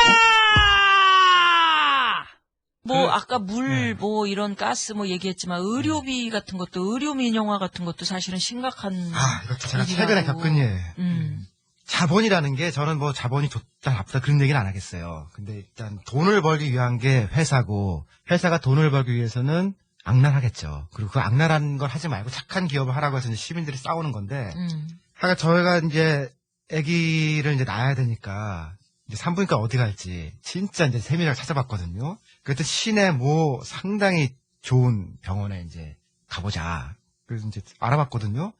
그랬더니 거기 있는 의사들이 산부인과인데 산과를 하는 의사는 없고 어떤 사람은 양악수술이 전공이고 그다음에 피부 미용 이런 거예요. 무슨 특수 산부인과, 특수 부인병. 그래서 산부인과인데 산과는 없고 부인과만 잔뜩 있더라고요. 부인도 미용 쪽이 많고. 그래서 나는 여기 아무리 유명해도 이 병원에는 애를 못 낳겠다. 그런 생각이 들더라고요. 그래서 또 옆에를 알아봤어요. 근데 거기도 마찬가지더라고요. 보니까 산과라는 거는 이제 보험에 잘 적용이 돼가지고서 확 빼먹을 돈이 없는 거예요. 그래서 권장사항이 아닌 거예요, 병원에서. 안 하려고 하는 거예요. 그러니까 이런 공익적인 거라는 건 사실 그런 의미가 있는 거잖아요. 그러니까 기업이 하고 싶은 대로 하면은 산부인과에 산과는 빠지고 부인과만 남는 병원이 잔뜩 되는 거거든요. 나 그거 무섭더라고요. 그러니까 대학조차도 지금 뭐 무슨 취업이 안 되는 학과를 없앤다 이러는 마당인데 뭐. 그러니까 지금 의료 민영화 없이 병원은 지금 영리를 추구하지 못하게 돼 있거든요. 그 대신에 나머지 이제 돈은 의료보험을 통해서 이제 보존해주고 이런데도 지금 이 모양인데. 근데 뭐 민영화 돼봐 약제비 막 오르겠지? 네. 또 뭐 비싼 기계 들여왔다고 그래가지고 뭐 수술비 비싸지겠지? 거기다 지금 산부인과는 출산율 저하라고 해서 정부에서 꼭 해야겠다고 지금 이명박 정부에서도 하고 있는 사업인데도 저러니 이렇다면 진짜 희귀병이거나 특수한 거라서 돈은 안 되지만 도와주지 않으면 이 사람 진짜 아플 거다. 어쩌란 말이야 이런 거는. 나 고양이 아픈 장난해. 그러니까 가슴 아픈 이야기죠. 아까 우리가 잠깐 얘기했지만 이게 지금 그 재벌 기업에게 좀 뭔가를 확실하게 특혜를 주자 이런 생각을 하고 있는 건가? 일부는 재벌 기업일 수도 있는데 인천공항공사 같은 경우가 대표적이잖아요. 각하에 어떤 특수관계인 사람이 있을 거다. 그런 이야기 계속 나왔던 거 아닙니까? 사실 이제 맥커리 관련해서 이제 이야기가 나왔는데 꼭 그 사람이 아니라 할지라도 이런 식으로까지 계속 집요하게 그냥 민영화할 사람이 없는 사람들을 민영화할 필요가 없는 사업들을 계속 줄기차게 이렇게 추진하는 게 뭔가 이유가 있지 않겠느냐 이런 거죠. 예를 들어서 서울시 이야기를 제가 잠깐 이야기해 드릴게요. 제가 서울시 처음 있을 때 그때 아까 우띠 형님 이야기했었는데 물 민영화 이야기가 이명박 정부 초기에 나왔었거든요. 그러니까 서울시가 아리수 사업이라는 걸 하고 있어요. 그래. 그래서 이때 검토가 됐던 게 뭐냐면 아리수를 오세훈 시장이 무슨 아리수를 뭐 페트병에 담아서 막 팔자 뭐 그런 황당한 이야기도 하고 막 그랬었는데 그때 이제 물 민영화 하게 되면은 아리수 사업, 그러니까 아리수 생수병, 이걸 뭐 생수 사업을 하게 되지 않을까. 막 이런 식으로 생각을 하고, 이 한나라당 쪽의 사람들이 서울시의 그 아리수 상업화, 그거 막 눈독 들이면서 막 계속 로비하고 그러더라고. 근데 그 장면을 내가 봤어요. 그래, 거기 있었으니까. 본격적으로 추진되지 않는 초기 단계에서도 막 그런 식의 작업들을 하고 다니는데, 이런 사업들에 대해서 어떻게 알고 다니겠냐고. 그러니까 새누리당 혹은 지금의 청와대가요, 우리들한테 증명을 못한 게, 일단 일이 효율적인 걸 떠나서 자기가 사사롭지 않다는 걸 증명을 못했어요. 최근에 그 얘기 듣고 너무너무 황당했던 게요, 론스타 얘기 잠깐 할게요. 네. 김석동 금융위원장의 따님께서 론스타에 근무하셨다라는 거예요. 나는 몰랐어요, 그거. 한국인으로서 거기 들어간, 그래서 또 검은머리 외국인 얘기가 자꾸 나오는 거지. 뭐 그런 사례가 한두 가지가 아니니까요. 한두 가지가 아니지 뭐. 여의도 뭐 국제금융센터 같은 경우도. 선비가 조선의 선비 정신이 있잖아요. 자기와 관련된 거는 진짜 전혀 안 하는 그런 우리 기상인데 어떻게 아버지가 딸이 있는 론스타의 외환은행을 팔면은 좋겠다는 도장을 찍을 수 있냐 이거죠. 아버지가 딸이니까 그렇게 하는 거지. 굳이 따지면 뭐 맥퍼린이 뭐 론스타니 또 아까 국제금융센터도 그런데 국제금융센터 같은 경우도 이명박 대통령이 서울시장 시절에 미국에서 알아서 친하게 지내던 사람이 있었어요.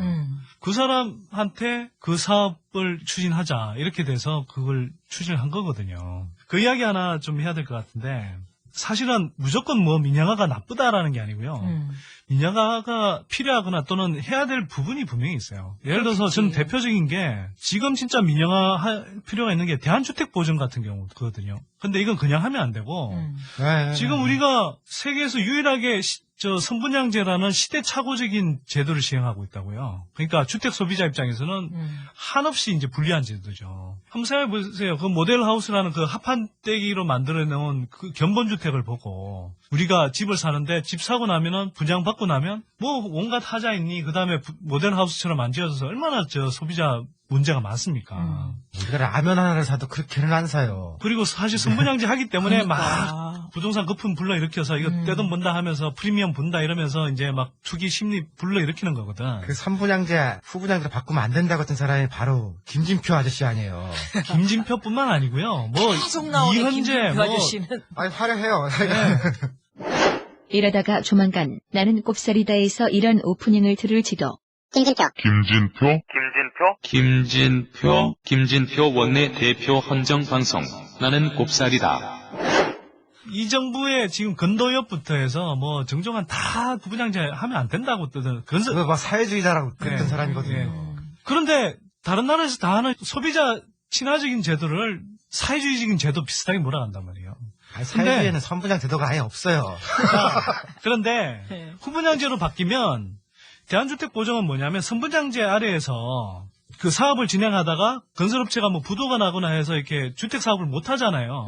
사고에 대비해서 보정을 해주기 위한 기관이거든요. 그러면 예를 들어서 후분양제로 가면 이 공공기관 자체가 있을 필요가 없어요. 또 필요하더라도 그럼 그걸 공제조합 같은 걸 하면 되죠. 공제조합 형태로 해도 되고 아니면 이걸 민간에서 그냥 민간의 보정사업 형태로 하면 되는 거거든요. 근데 이런 것들은 꼭 틀어지고 부동산 시장 부양한다고 그러면서 이렇게 뭐 예를 들어서 미분양 물량 매입해 주는데 이 대한주택 보증 동원하고 이러거든요. 그러니까 이런 것들은 실제로는 제대로 된 개혁을 하고 거기에 맞춰서 사실 민영화해야 될 것들은 안 하고. 왜? 자기네들 또 건설업체 떠받쳐주고 자기네들 이렇게 부동산 거품 떠받쳐줘야 되니까. 진짜 알짜배기 같은 경우는 계속 뭐 재벌들 주인 찾아줘야 된다. 뭐 이런 식으로 이렇게 헛소리들을 하고 있는 거죠. 주인 찾아준다는 거는 진짜 아버지 잘 만난 이게 무슨 아니 봉건 시대도 아니고 무슨 사업이나 그 떼거리들을 뭐 봉건 영주들한테 막 불화해 주듯이 그렇게 해야 되냐고. 자, 우리 저 우띠리가 얘기한 난 갯벌 민영화라는 게 도대체 이해가 안 가는데 그게 뭐 어떤 얘기인지 이제부터 좀 밝혀보시고. 요번에 13회 민영화 얘기를 한다고 그래서 한번 좀 조금씩 다뤘던 걸 하니까 새로운 걸 또 좀 해와야 될 거 아니에요. 그래서 진짜 기가 막힌 걸 찾았어요. 정식 용어는요. 갯벌 양식 어업의 육성 및 지원에 관한 법률안 제정. 말 어렵다. 갯벌과 양식 어업을 하는 거를 민영화시키겠다라는 건데 기본 취지는 뭐냐면은 어업계라는 게 있어요. 우리 농촌에 가면은. 그러니까 거기서 어업계. 어업계. 네, 어업계라는 게 있어서 그 사람들이 관리하고 거기서 영업을 할 수 있게 돼 있죠. 그러니까 어촌계 뭐 이런 데 들어가서 이제 실제로 이제 배를 운영하는 사람들끼리나 혹은 뭐 맨설업 하는 사람들이 어촌계를 가지고 있어요. 여기에 자본이 들어가서 대기업이 그 관리권을 갖고 싶을 거 아니에요. 그럼 자기가 갯벌도 막 쓰고 그다음에 뭐 양식도 하고 뭐 굴도 키우고. 근데 이거의 추진을 보니까 이게 삼성중공업이 추진을 한 거예요. 그래서 그 대한 기름 유출 사고. 네. 허베이 스프리트호 이게 그때 그 배 이름이거든요. 그렇죠. 맞네. 허베이 스트리트호가 사고를 내서 태안에서 삼성이 문제를 낸 거 아니에요. 그랬더니 이거에 대한 대책을 세워주겠다는 거의 일환으로 첫 번째 얘기 나온 거예요. 그러면 이걸로 대책을 어떻게 세운다는 거예요? 자본이 들어가서 지켜준다는 거예요. 그래서 그 갯벌을 어떻게 하겠다는 거야? 그러면은 자본이 들어가서. 여기에 뭐 90%안 95%안이 있고 지금 50%안이 있는데 출자금을 그 정도 가진 회사가 들어가서 사용권을 사오는 거예요. 사면은 어촌계 대신에 그걸 가질 수 있잖아요. 네. 그러면은 이제 명목상으로는 어촌 지역 혹은 뭐 갯벌 공유수면이라고 그러죠. 거기에 자본이 들어가니까 갯벌 이용이 활성화되고 그러다 보면 고용도 좀 늘지 않겠냐. 무조건 고용이는데. 근데 우리도 서류로 얘기해. 그거 뭐 어디 서류 어디서 온 서류야. 서류가 있네. 네, 서류가 있는데 더 기가 막힌 건 뭐냐면요. 이거에 추진되는 게 이게 이런 정도면 보통 정부 입법을 해야 되거든요.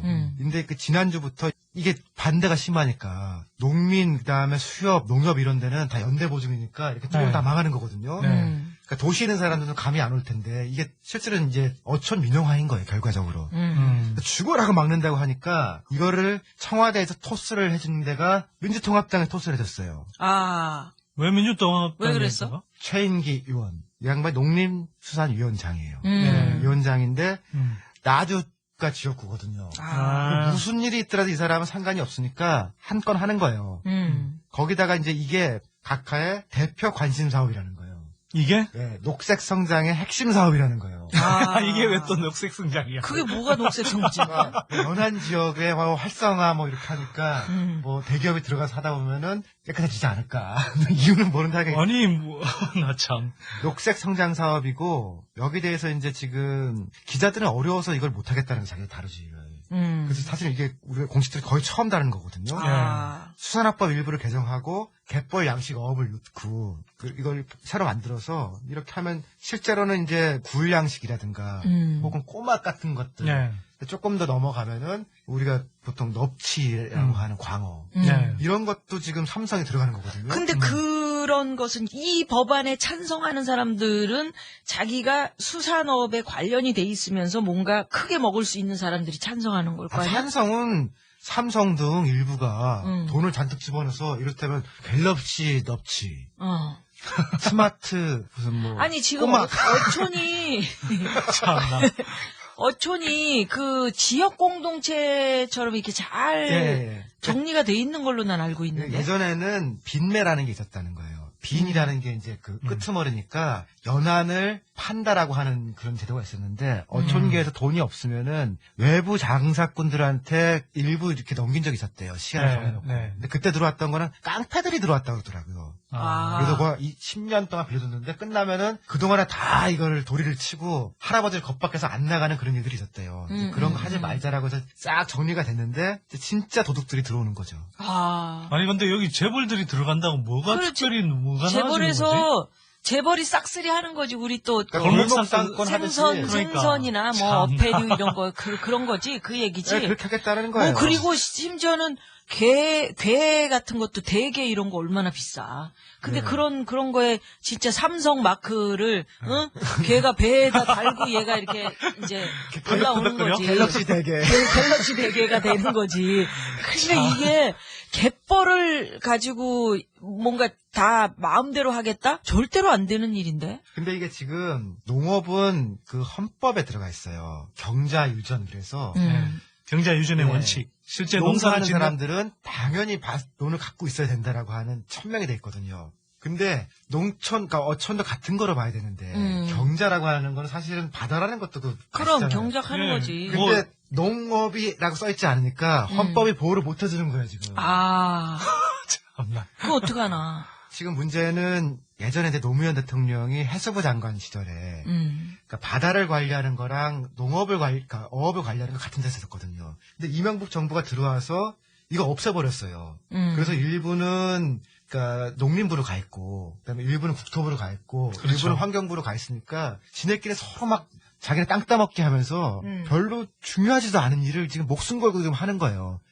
그 대통령 관심 사업이라고 이제 공무원들은 열심히 하고, 농민들은 어민 일이라고 약간 좀 관심 없고, 어민들은 이게 또 법안이 내용이 복잡해요. 그러니까 어떻게 사용 알겠어. 촉진에 관한 거니까 이게 자기네 있는 양식장 밀어내는 거라고 알면은 막 반대할 텐데 법 통과된 다음에 알게 된다는 거들. 그렇지. 그런데 진짜 꼼꼼하시다. 거기까지 손을 뻗쳐서 민자로 한다는 거는 진짜 뭐 벼룩에 간을 내먹는 것도 아니고. 갯벌 양식업의 육성 및 지원에 관한 법률안. 일반인 이거 갯벌을 왜 그러니까 양식?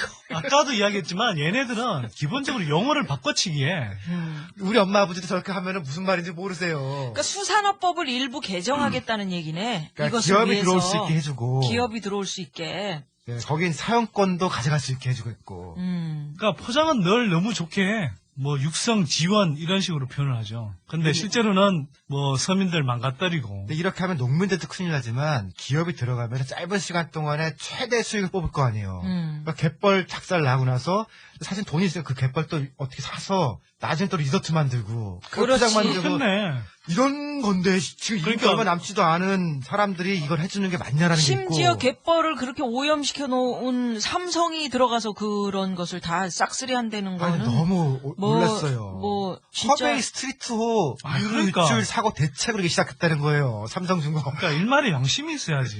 아니 그러니까 진짜 형님 말대로 한 5년 10년 정도 막 이 갯벌 양식장 지속적인 거 생각 안 하고. 아니 지금 해먹고 나서는 갯벌 피해 본 분들한테조차도 삼성은 피해 보상도 안 해주고 있는 상황이잖아. 그래서 그분들이 올라와서 데모를 하고 막 난리가 나는. 삼성이 그거 꽁으로라도 20년, 30년 갯벌을 청소를 해주고 밑에 다 긁어내고 해야지. 근데 그거를 꽁으로가 아니라 자기네들이 당연히 하는 게 사회적인 당연한 거지. 거죠, 그러니까는. 어찌 근데 보면. 지금은 저거 돈을 벌어먹겠다는 거 아니야? 저렇게 고쳐서. 그 와중에 갯벌이랑 바다를 좀 이해를 했으니까 아 여기 장사되는 데가 있다. 완전 신수종 사업이죠 진짜. 그치. 거기는 뭐 누가 건드려.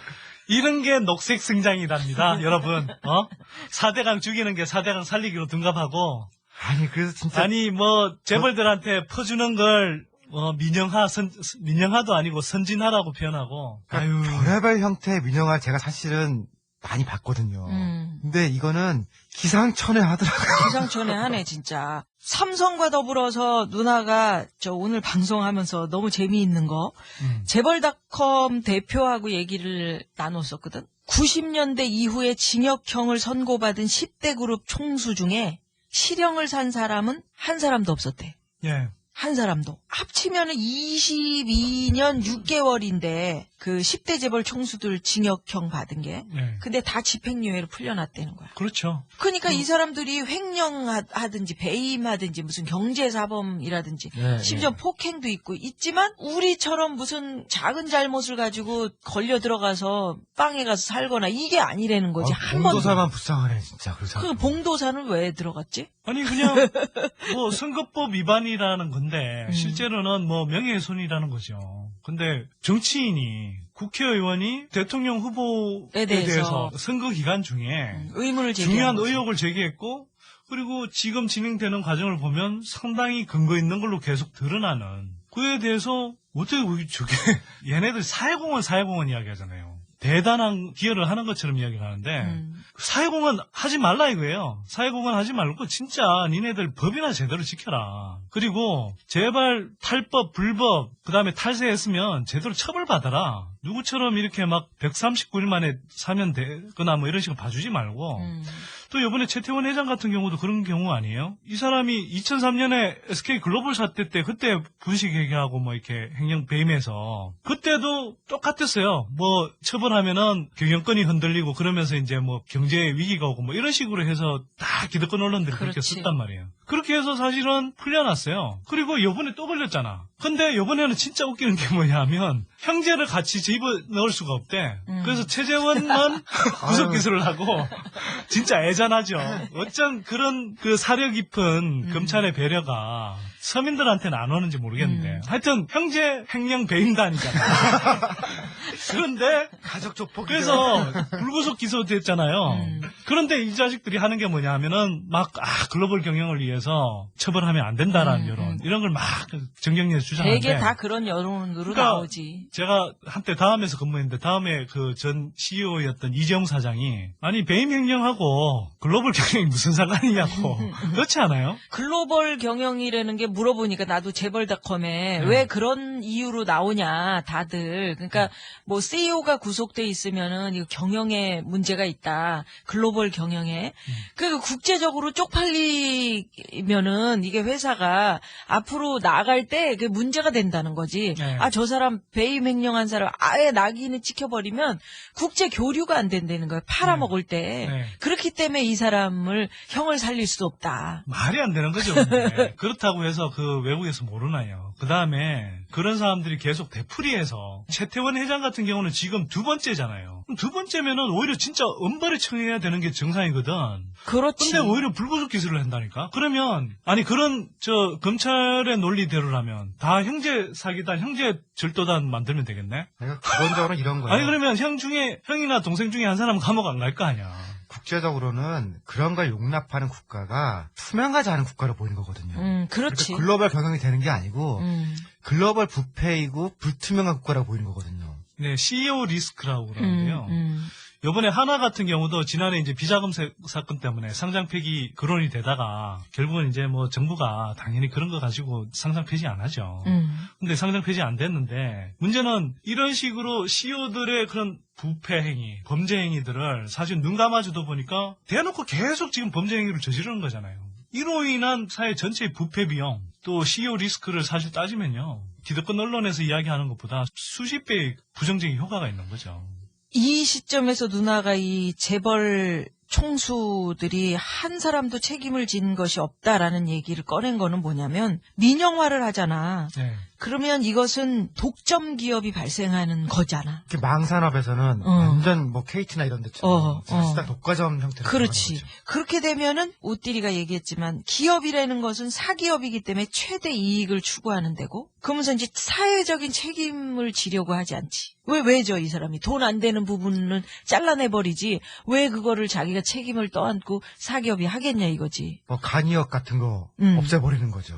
지금 이제 뭐 오히려 선진 기업일수록 사회적 책임을 사실 이야기하잖아요. 영어 좀 쓰면 corporate social responsibility 이렇게 이야기하고 조금 한 단계 더 나가면 이제 미국의 경쟁론으로 유명한 마이클 포트 교수 같은 경우는 creating social value라는 걸 이야기해요. 그러니까 사회적 가치를 기업 활동을 하면서 아예 만들어낸다는 거죠. 예를 들어서 인도의 타타 그룹 같은 경우는 쓰나미 오고 그랬을 때 아주 저렴한 우리 돈으로 거의 한 2만 원 정도면 살 수 있는 그런 정수기를 만들어서 막 공급하고 그랬거든요. 이거는 기업 활동도 하지만 한편으로 그것 자체로 이제 굉장히 사회적 가치를 만들어내잖아요. 그러니까 그런 활동을 하고 있는데 한국 같은 경우는 그런 생각도 전혀 안 하고 그냥 해준다는 거 아니에요? 이미지 포장하는 자기 이미지 포장하는 데만 쓰죠. 그러니까 우리 기업들이 우리 대기업들이 정말 국민들의 신뢰를 얻고 그다음에 사회적인 기업으로 거듭나려고 노력을 하고 있다. 또는 노력하는 게 보이고 진짜 우리와 함께 간다. 이런 사회공헌도 진짜 뭐 눈 가리고 아웅이 아니고 진심을 가지고 한다 그러면 진짜 국민이 오히려 나서서 물 여기다 줘. 현대에 줘. 그다음에 기차 삼성에 줘! 이렇게 하지. 아니? 그래, 하여튼 뭐 그런 건 어떤 시기여도 그렇게 가면 안 되고요. 좀 진지하게 받으면. 그렇지. 근데 어찌됐건 그런 신뢰감 자체가 없으니까. 신뢰 자체가 없죠. 그게 문제다. 네, 그리고 아니, 저런 건 하죠. 정치인 장학사업. 언론 장학사업. 장학생들 너무 많아. 사실은 그 며칠 전에 이제 독일 나는 장학금 아무도 안 줘요. 추워 죽겠어. 형님은 줘봐야 통하지가 않아. 나한테도 안 와. 며칠 전에 이제 독일의 슈피겔지 기자하고 이제 인터뷰를 했어요. 와. 슈피겔. 이것도 낙곱살의 영향인데 우리가 왜 그 슈피겔하고 어떻게 인터뷰를 아니 그러니까 독일말로 칠레인가에서 우리가 삼성공화국을 다뤘잖아요. 슈피겔지가 사실 조금 소개를 하면 독일 최대 잡지인데 한 100만 부 정도를 발행하는데 주간지죠. 유럽 전체에서 제일 많이 발행되는 거래요. 그리고 이 뭐 온라인 등을 포함한 구독자가 아니라 이제 열독률이라고 그러죠. 그런 걸로 따지면 거의 500만 명에 가까운 아주 최대 한겨레 잡지인데 20일, 시사인 등의 주간지가 그러니까 한국에서 이제 모델로 가는 게 슈피겔 같이 가면은 완전히 돈도 벌면서 공익적 활동도 하고 탐사보도도 할 수 있다. 그래서 모델로 삼고 있는 그런 잡지. 그렇죠. 그 잡지가 중국에서 왔어요. 중국 특파원이. 근데 이제 한국 코디네이트가 이 낙곱사리를 들은 거야. 그래서 그걸 들으면서 선대인이 삼성공화국 관련해서 이렇게 좀 제대로 말을 하는 것 같았다.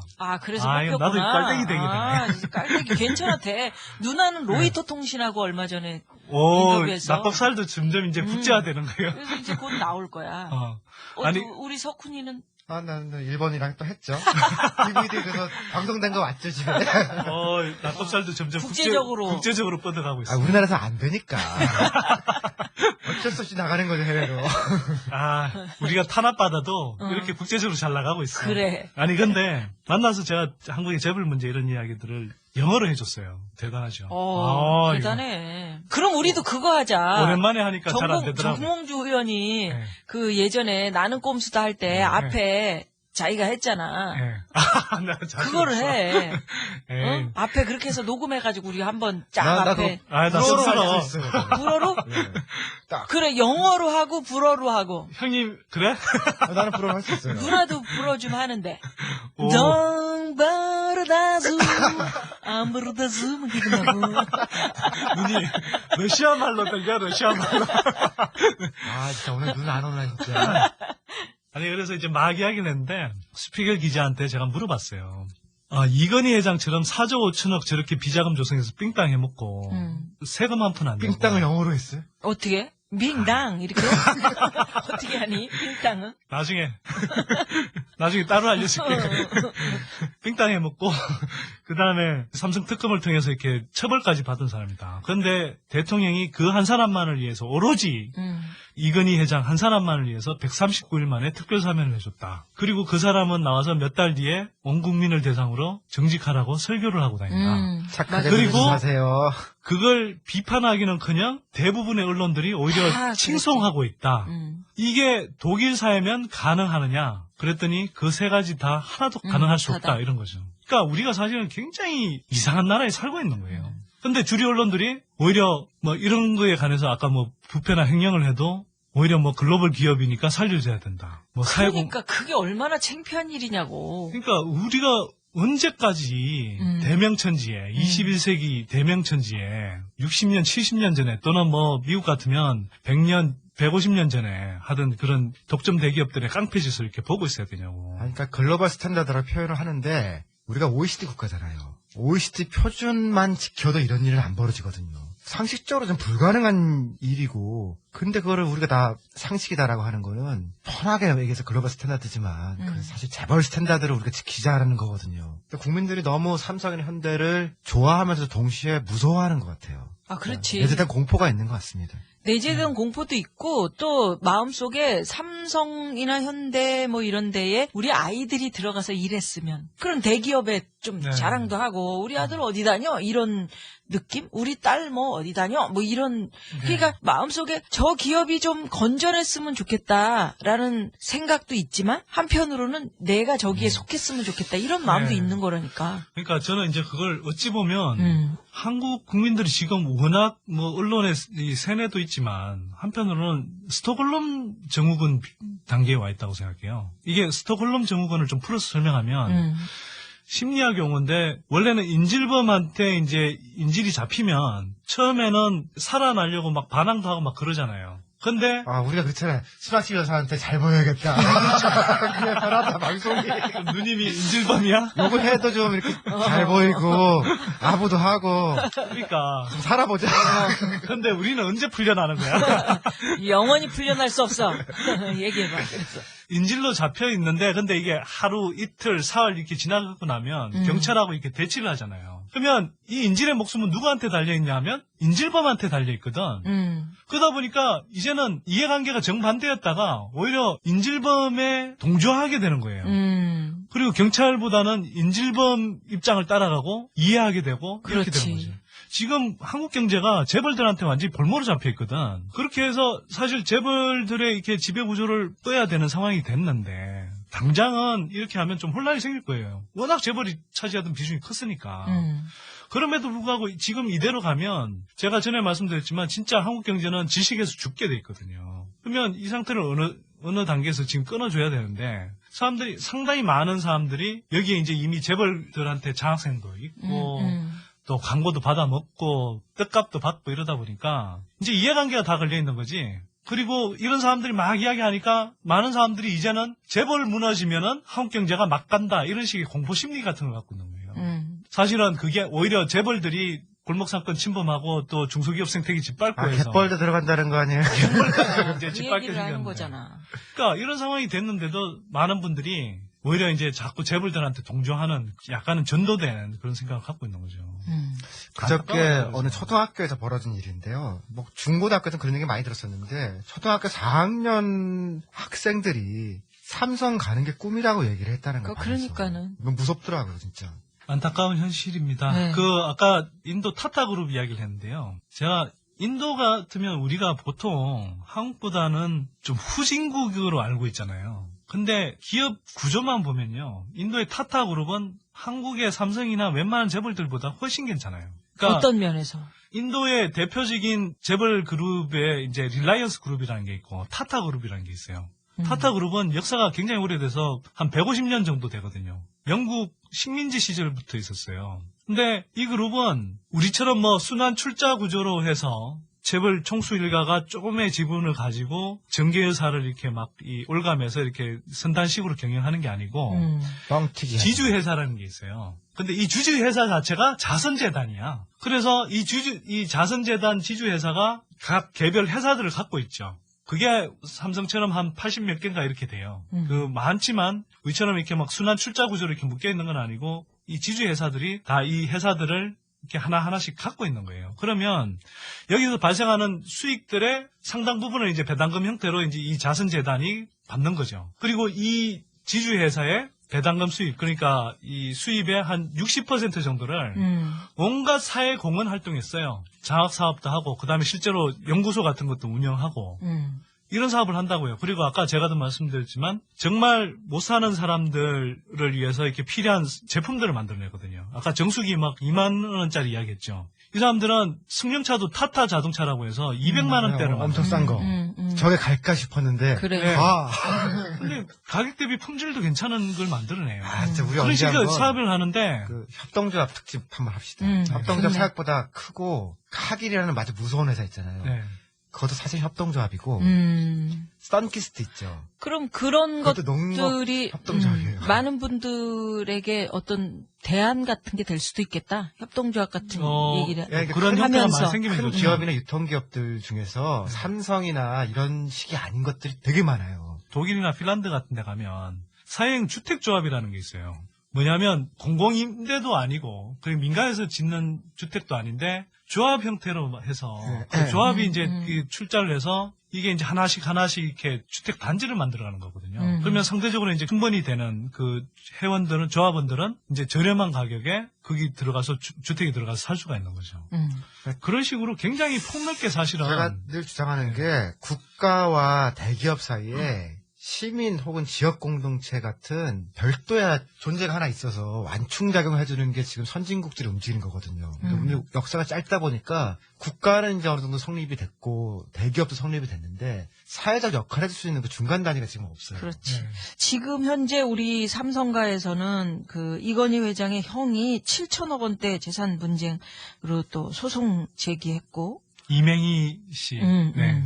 장남. 에버랜드에서 얼마 전에 그 사육사 목숨을 잃었잖아. 네. 그때도 그 엄마가 딸한테 정말 애절하게 쓴 딸아 지금 이거 엄마 손 놓고 너 지금 어디 간 거냐 뭐 이런 그 조사를 읽어가지고 진짜 마음 아프던데 그때도 삼성 직원들은 뭐 미안하다거나 뭐 이 건에 대해서 뭐라고 의견 표명이 아무것도 없어. 그러니까 우리 대기업이 이렇다고. 그래서 저는 재벌 기업에 다니는 회사원들한테도 말씀드리고 싶은 게 뭐냐면 재벌 개혁하자고 그래서 당신네들 뭐 밖으로 떨어지거나 그런 거 전혀 아니라는 거예요. 오히려 여러분들이 이건희 회장 총수 일가가 아니라 제대로 된 그런 기업 지배 형태를 가지고 좀 더 건전한 회사에서 좀 더 당당하고 떳떳하게 일할 수 있는 구조로 바꾸자는 거거든요. 삼성전자 이건희 회장 일가가 저렇게 하는 회사가 아니라 삼성전자 그 자체의 메리트라든지 경쟁력으로 보면 정말 자부심 가질 수 있는 회사거든요. 근데 거기 다니는 직원들이 또 한편으로는 삼성 일가가 지고 있는 그 시대착오적인 일본의 60년 전의 행태 그런 것들을 이렇게 반복하고 있기 때문에 정말 자꾸 부끄러워지는 이런 상황이 돼버리잖아요. 삼성중공업에 다니는 회사원들이 뭐가 사실은 그렇게 부끄러워해야 되냐고요. 그런데 저 태안반도 같은 그런 기름 유출 사고가 일어나도 전혀 쌩까는 이런 사태가 일어나니까 이 삼성중공업 직원들이 전혀 처음부터 악의가 있는 사람들이 아님에도 불구하고 욕을 먹게 돼 있잖아요. 그러니까 이런 적세에서 풀려나서 좀 떳떳해지는 그런 구조를 만들잖아요. 심지어 국민일보도 보니까 조용기 목사 그 아들이 그 사장이잖아. 그렇죠. 근데 거기서부터 이 사유화를 막아보자고 기자들이 들고 일어나서 지금 뭐 수십 일 동안 지금 그 투쟁을 하고 있던데 이런 일들이 이제 회사를 바꾸는 일들이지. 어떻게 보면 응? 새롭게. 어떻게 보면 지금 방송국, 언론 여기서 이제 각 경제 주체들 실제로 경제가 민주화된다라는 거는 법 몇 개 만들거나 정치인 몇 사람 바꾸는 게 아니고 주체로서의 시민이 일어난다는 그런 거일 것 같아요. 우리 민영화를 어떻게 결론을 내고서 끝낼까? 그러니까 민영화는 저는 아까도 말씀드렸듯이 특히 이명박 정부의 민영화는 공공부문 밥그릇을 방만하다느니 뭐 온갖 핑계를 대가면서 사실은 지네들 밥그릇 또는 재벌들 밥그릇 챙겨주는 사업이라고 저는 생각하거든요. 친구 또는 친구 또는 자기 둘러 자기 이런 사업인데 지금 중요한 건 뭐냐면 한국에서 지금 정부의 역할, 그러니까 공공의 역할하고 민간의 역할이 완전히 지금 뒤죽박죽이 돼버렸어요. 정부가 사실은 공익을 추구해야 되는 부분에서도 막 수익성을 따지고, 아까도 근데 말씀드렸듯이 말도 안 되는 수익성을 추구하다 보니까 지네들 관료들이 막 잘못한 거 이런 것들은 책임은 안 지고, 그 뭐 재벌들 뭐 이렇게 특혜는 주고, 그러면서도 정말 약자인 그 노조원들은 막 무참하게 잘라내고 이런 식의 지금 활동을 하고 있는 거거든요. 조금 쉽게 내본다고 하면은 최근 이제 서울시 박원순 시장님이 잘하세요. 잘하고 있죠. 네. 그래서 우리가 이조원이 까기도 했지만 잘하시더라고요. 이조원이 들어갔다고 하는 아라뱃길을 통해서 이제 서울항이라는 거에 대한 인가를 취소시킬 거라는 거 아니에요. 그럼 이조원이 매몰 비용으로 없어질 거 아니에요. 버리는 돈이 되는데 지금 2조 원 버리고 앞으로 10조 원 안 버리는 게 낫거든요. 네. 지금 박원순 시장님 하는 것처럼만 하면은 민영화 문제라든가 여러 가지가 합리화될 것 같아요. 네. 좀 덧붙이자면 우띠 형님 이야기한 거에서 약간 오해를 불러일으킬 수 있는 부분이 뭐냐면, 나도 오늘 기사를 봤는데 제목이 2조 뭐 해서 이렇게 박원순 시장이 그 매몰 비용을 만들어낸 것처럼 이렇게 표현이 되는데 그게 아니고, 그 2조 매몰 비용은 뭐냐면 경인 아라뱃길 있죠. 전체 사업이죠. 그건 정부 사업이에요. 하면 안 된다라고 했던 건데 뭐 KDI 같은 데서 진짜 쪼여가면서 그 사업성이 있는 것처럼 막 해서 1조밖에 안 되던 거, 1조도 안 되던 그 사업비가 막 2조 몇천 원씩 들어가서 한 건데, 누님 지난번에 이야기했지만 승객들 안 다니고. 누가 오서 4시간 동안 걸려서 배 타고 오겠어, 진짜. 그러니까 그거 자체가 이미 그 자체로 무용지물이 된 사업이 돼버렸잖아요. 그러니까 이거는 뭐 박원순 시장의 조치 때문에 그게 뭐 매몰 비용이 된다라는 게 아니고, 정부가 헛짓하고 역대 정부들이 헛짓하고 또 건설족들이 그렇게 예산을 낭비한 거죠, 어찌 보면. 다 사업이 없다라고 조금만 상식적으로 판단해도 다 그런 건데. 근데 거기에서 최종적으로는 4대강 사업성이 있다라고 이야기해줬던 네덜란드 업체가 있어요. 이명박이 대통령 후보 시절에 이제 방문했던 그 업체가 와서 막 경인 아라뱃길 이거 사업성 있다 막 이런 식으로 떠들어줬단 말이에요. 그렇게 해서 추진해서 지금 2조 몇천억이 저 강바닥에 처박혀 있는 거라고. 그래서 이제 그런 상황이 돼 있는 거고, 박원순 시장님이 하겠다는 건 오세훈 시장이 이제 그 한강 르네상스 사업을 한다고 그랬잖아요. 사실은 이게 감사원에서도 지적했지만 사업성이 없는 걸로 판명났어요. 하면 할수록 오히려 몇천억 몇 조씩 들어가게 돼 있거든요. 그걸 지금이라도 중단하겠다고 하는 거기 때문에 사실은 그동안 들어간 게 좀 서울시 차원에서 들어간 게 몇천억 있긴 하지만 그중에 그리고 일부가 사장되긴 하겠지만 그래도 현명한 판단을 한다는 거죠. 앞으로 뭐 몇조 원씩 더 낭비하느니 지금 좀 중단하는 게 현명하다는 거죠. 아니 무기구입 같은 것도 사실은 전문가 얘기를 들어보니까 14조 원인가 지금 이제 들어간다고 하는데 그게 첨단 장비이기 때문에 우리 핸드폰하고 똑같다는 거야.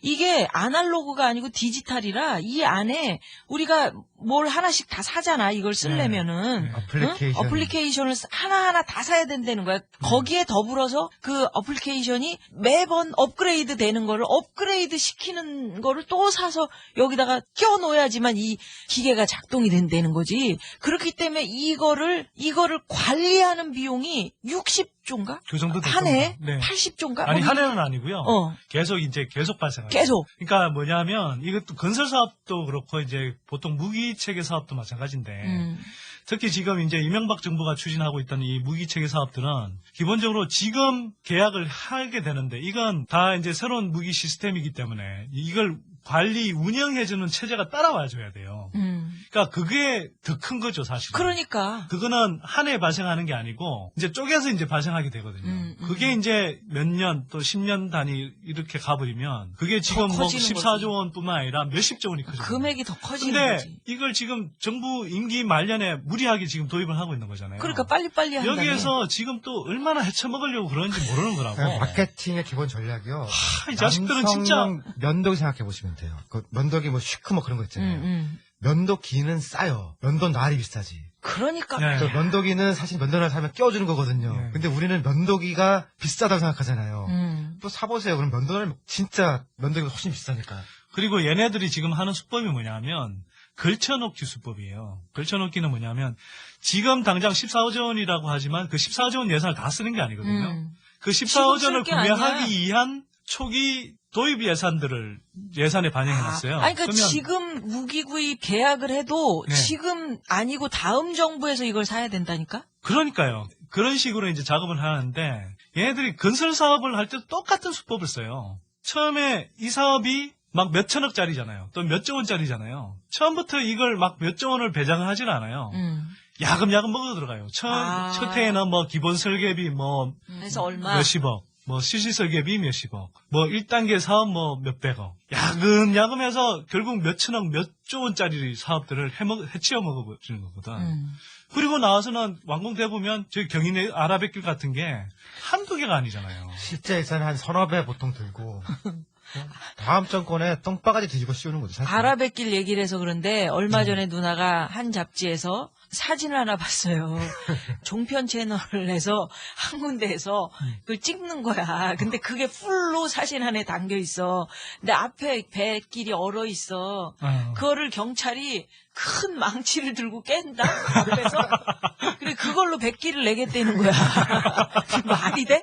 아니 한강에 거기가 어느 구석인지 모르겠는데 그걸 사진을 찍어가지고 그걸 카메라를 들이대고 그것도 텔레비전 카메라를 들이대고 있더라.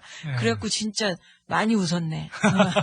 그 어느 세월에 뱃길을 내려고 그러나 저렇게 망치를 깨가지고. 대한민국이 진짜 이상한 일들 너무 많이 벌어지고 박원순 시장 이야기 하나만 더 하면 시립대 등록금을 반값으로 깎았더니 요번에 시립대 학생들 입학 성적이 막 껑충 뛰어버렸어요. 아유. 근데 이게 지금 서울시만 하니까 이제 이런 현상이 발생하는데 이걸 한번 국가 차원에서 한다고 생각해 보세요. 제가 그때 국립대 등록금 충분히 무상화 할 수 있다고 이야기했잖아요. 지방대 얘기도 했고. 1조 5천억이면 사실 지방의 거점 국공립대를 다 무상으로 해줄 수 있거든요.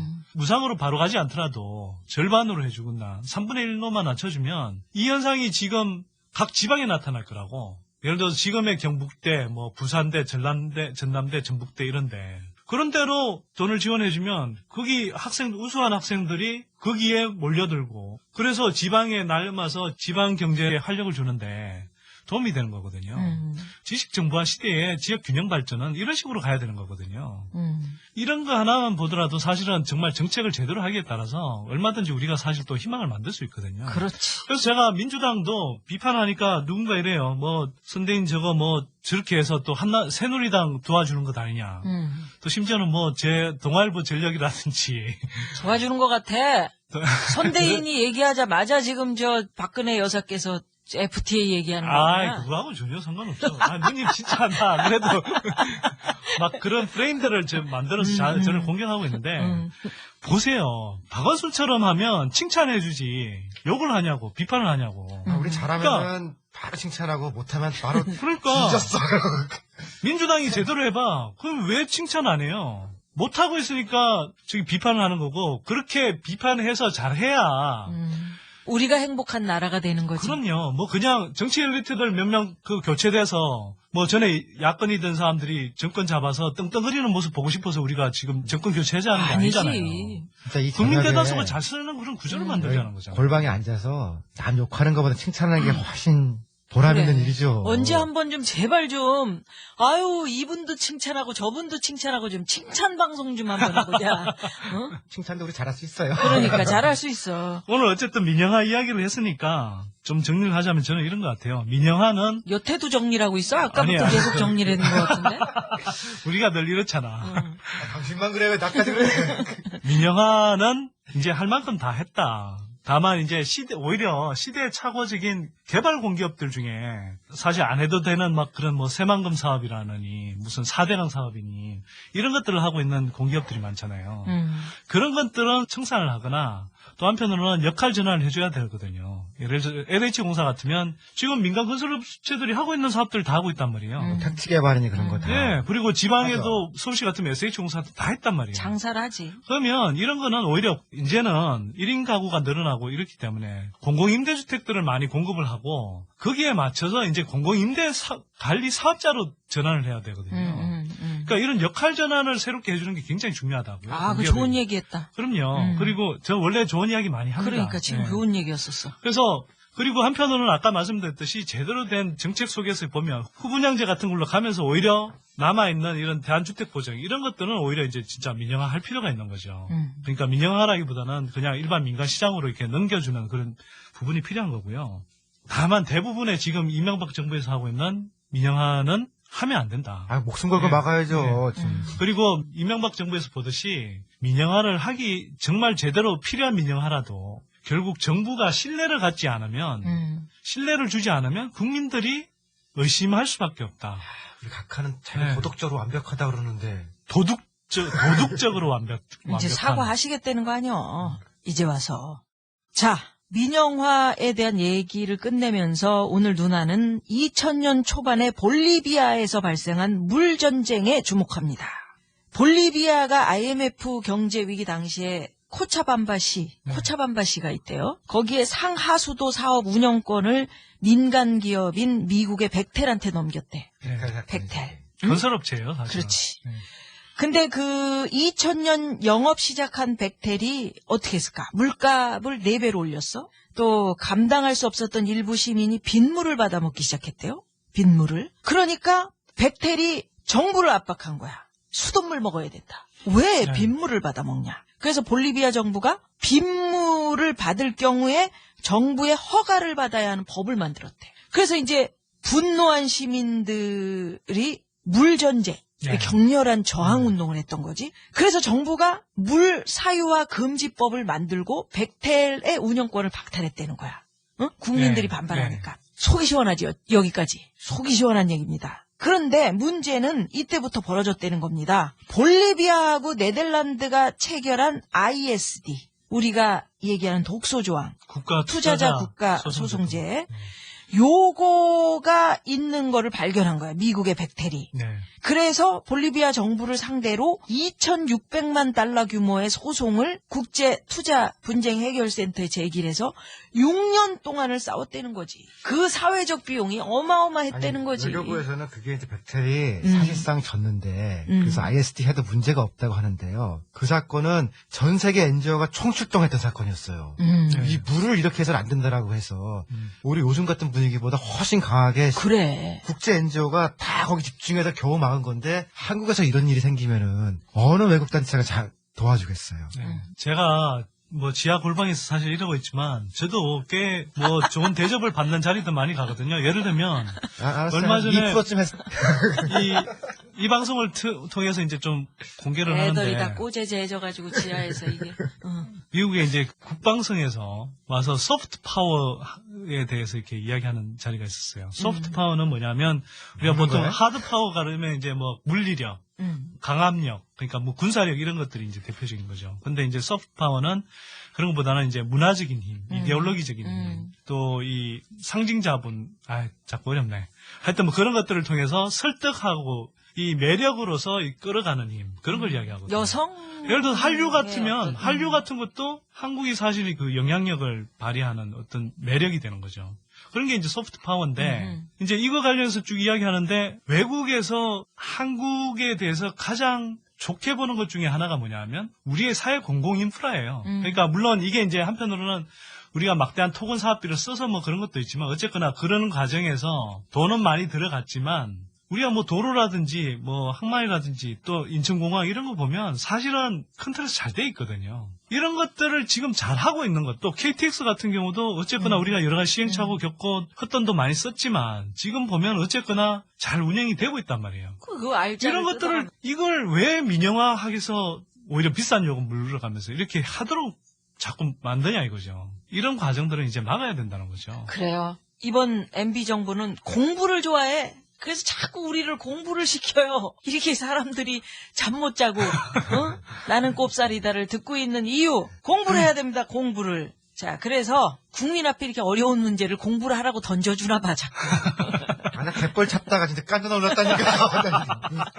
진짜 이게 상상 초월이라니까요. 자, 함께 외칩시다. 네, 정치는 쫄지 마. 연습 정치는 쫄지 마. 경제는 쫄지 마. 야, 이렇게 딱딱 못 맞춰 이것들이. 난 빼. 다시 한번 자, 합니다. 이제 이번에 하는 거지. 얘가 약었어요. 우리 선띠리가 쫄, 꽃띠리는 나오려고 쫄 그러는데 선띠리는 가만히 있어. 눈치를 보는 거지. 눈치를 보고. 자, 합니다. 정치는 쫄지 마. 경제는 속지 마.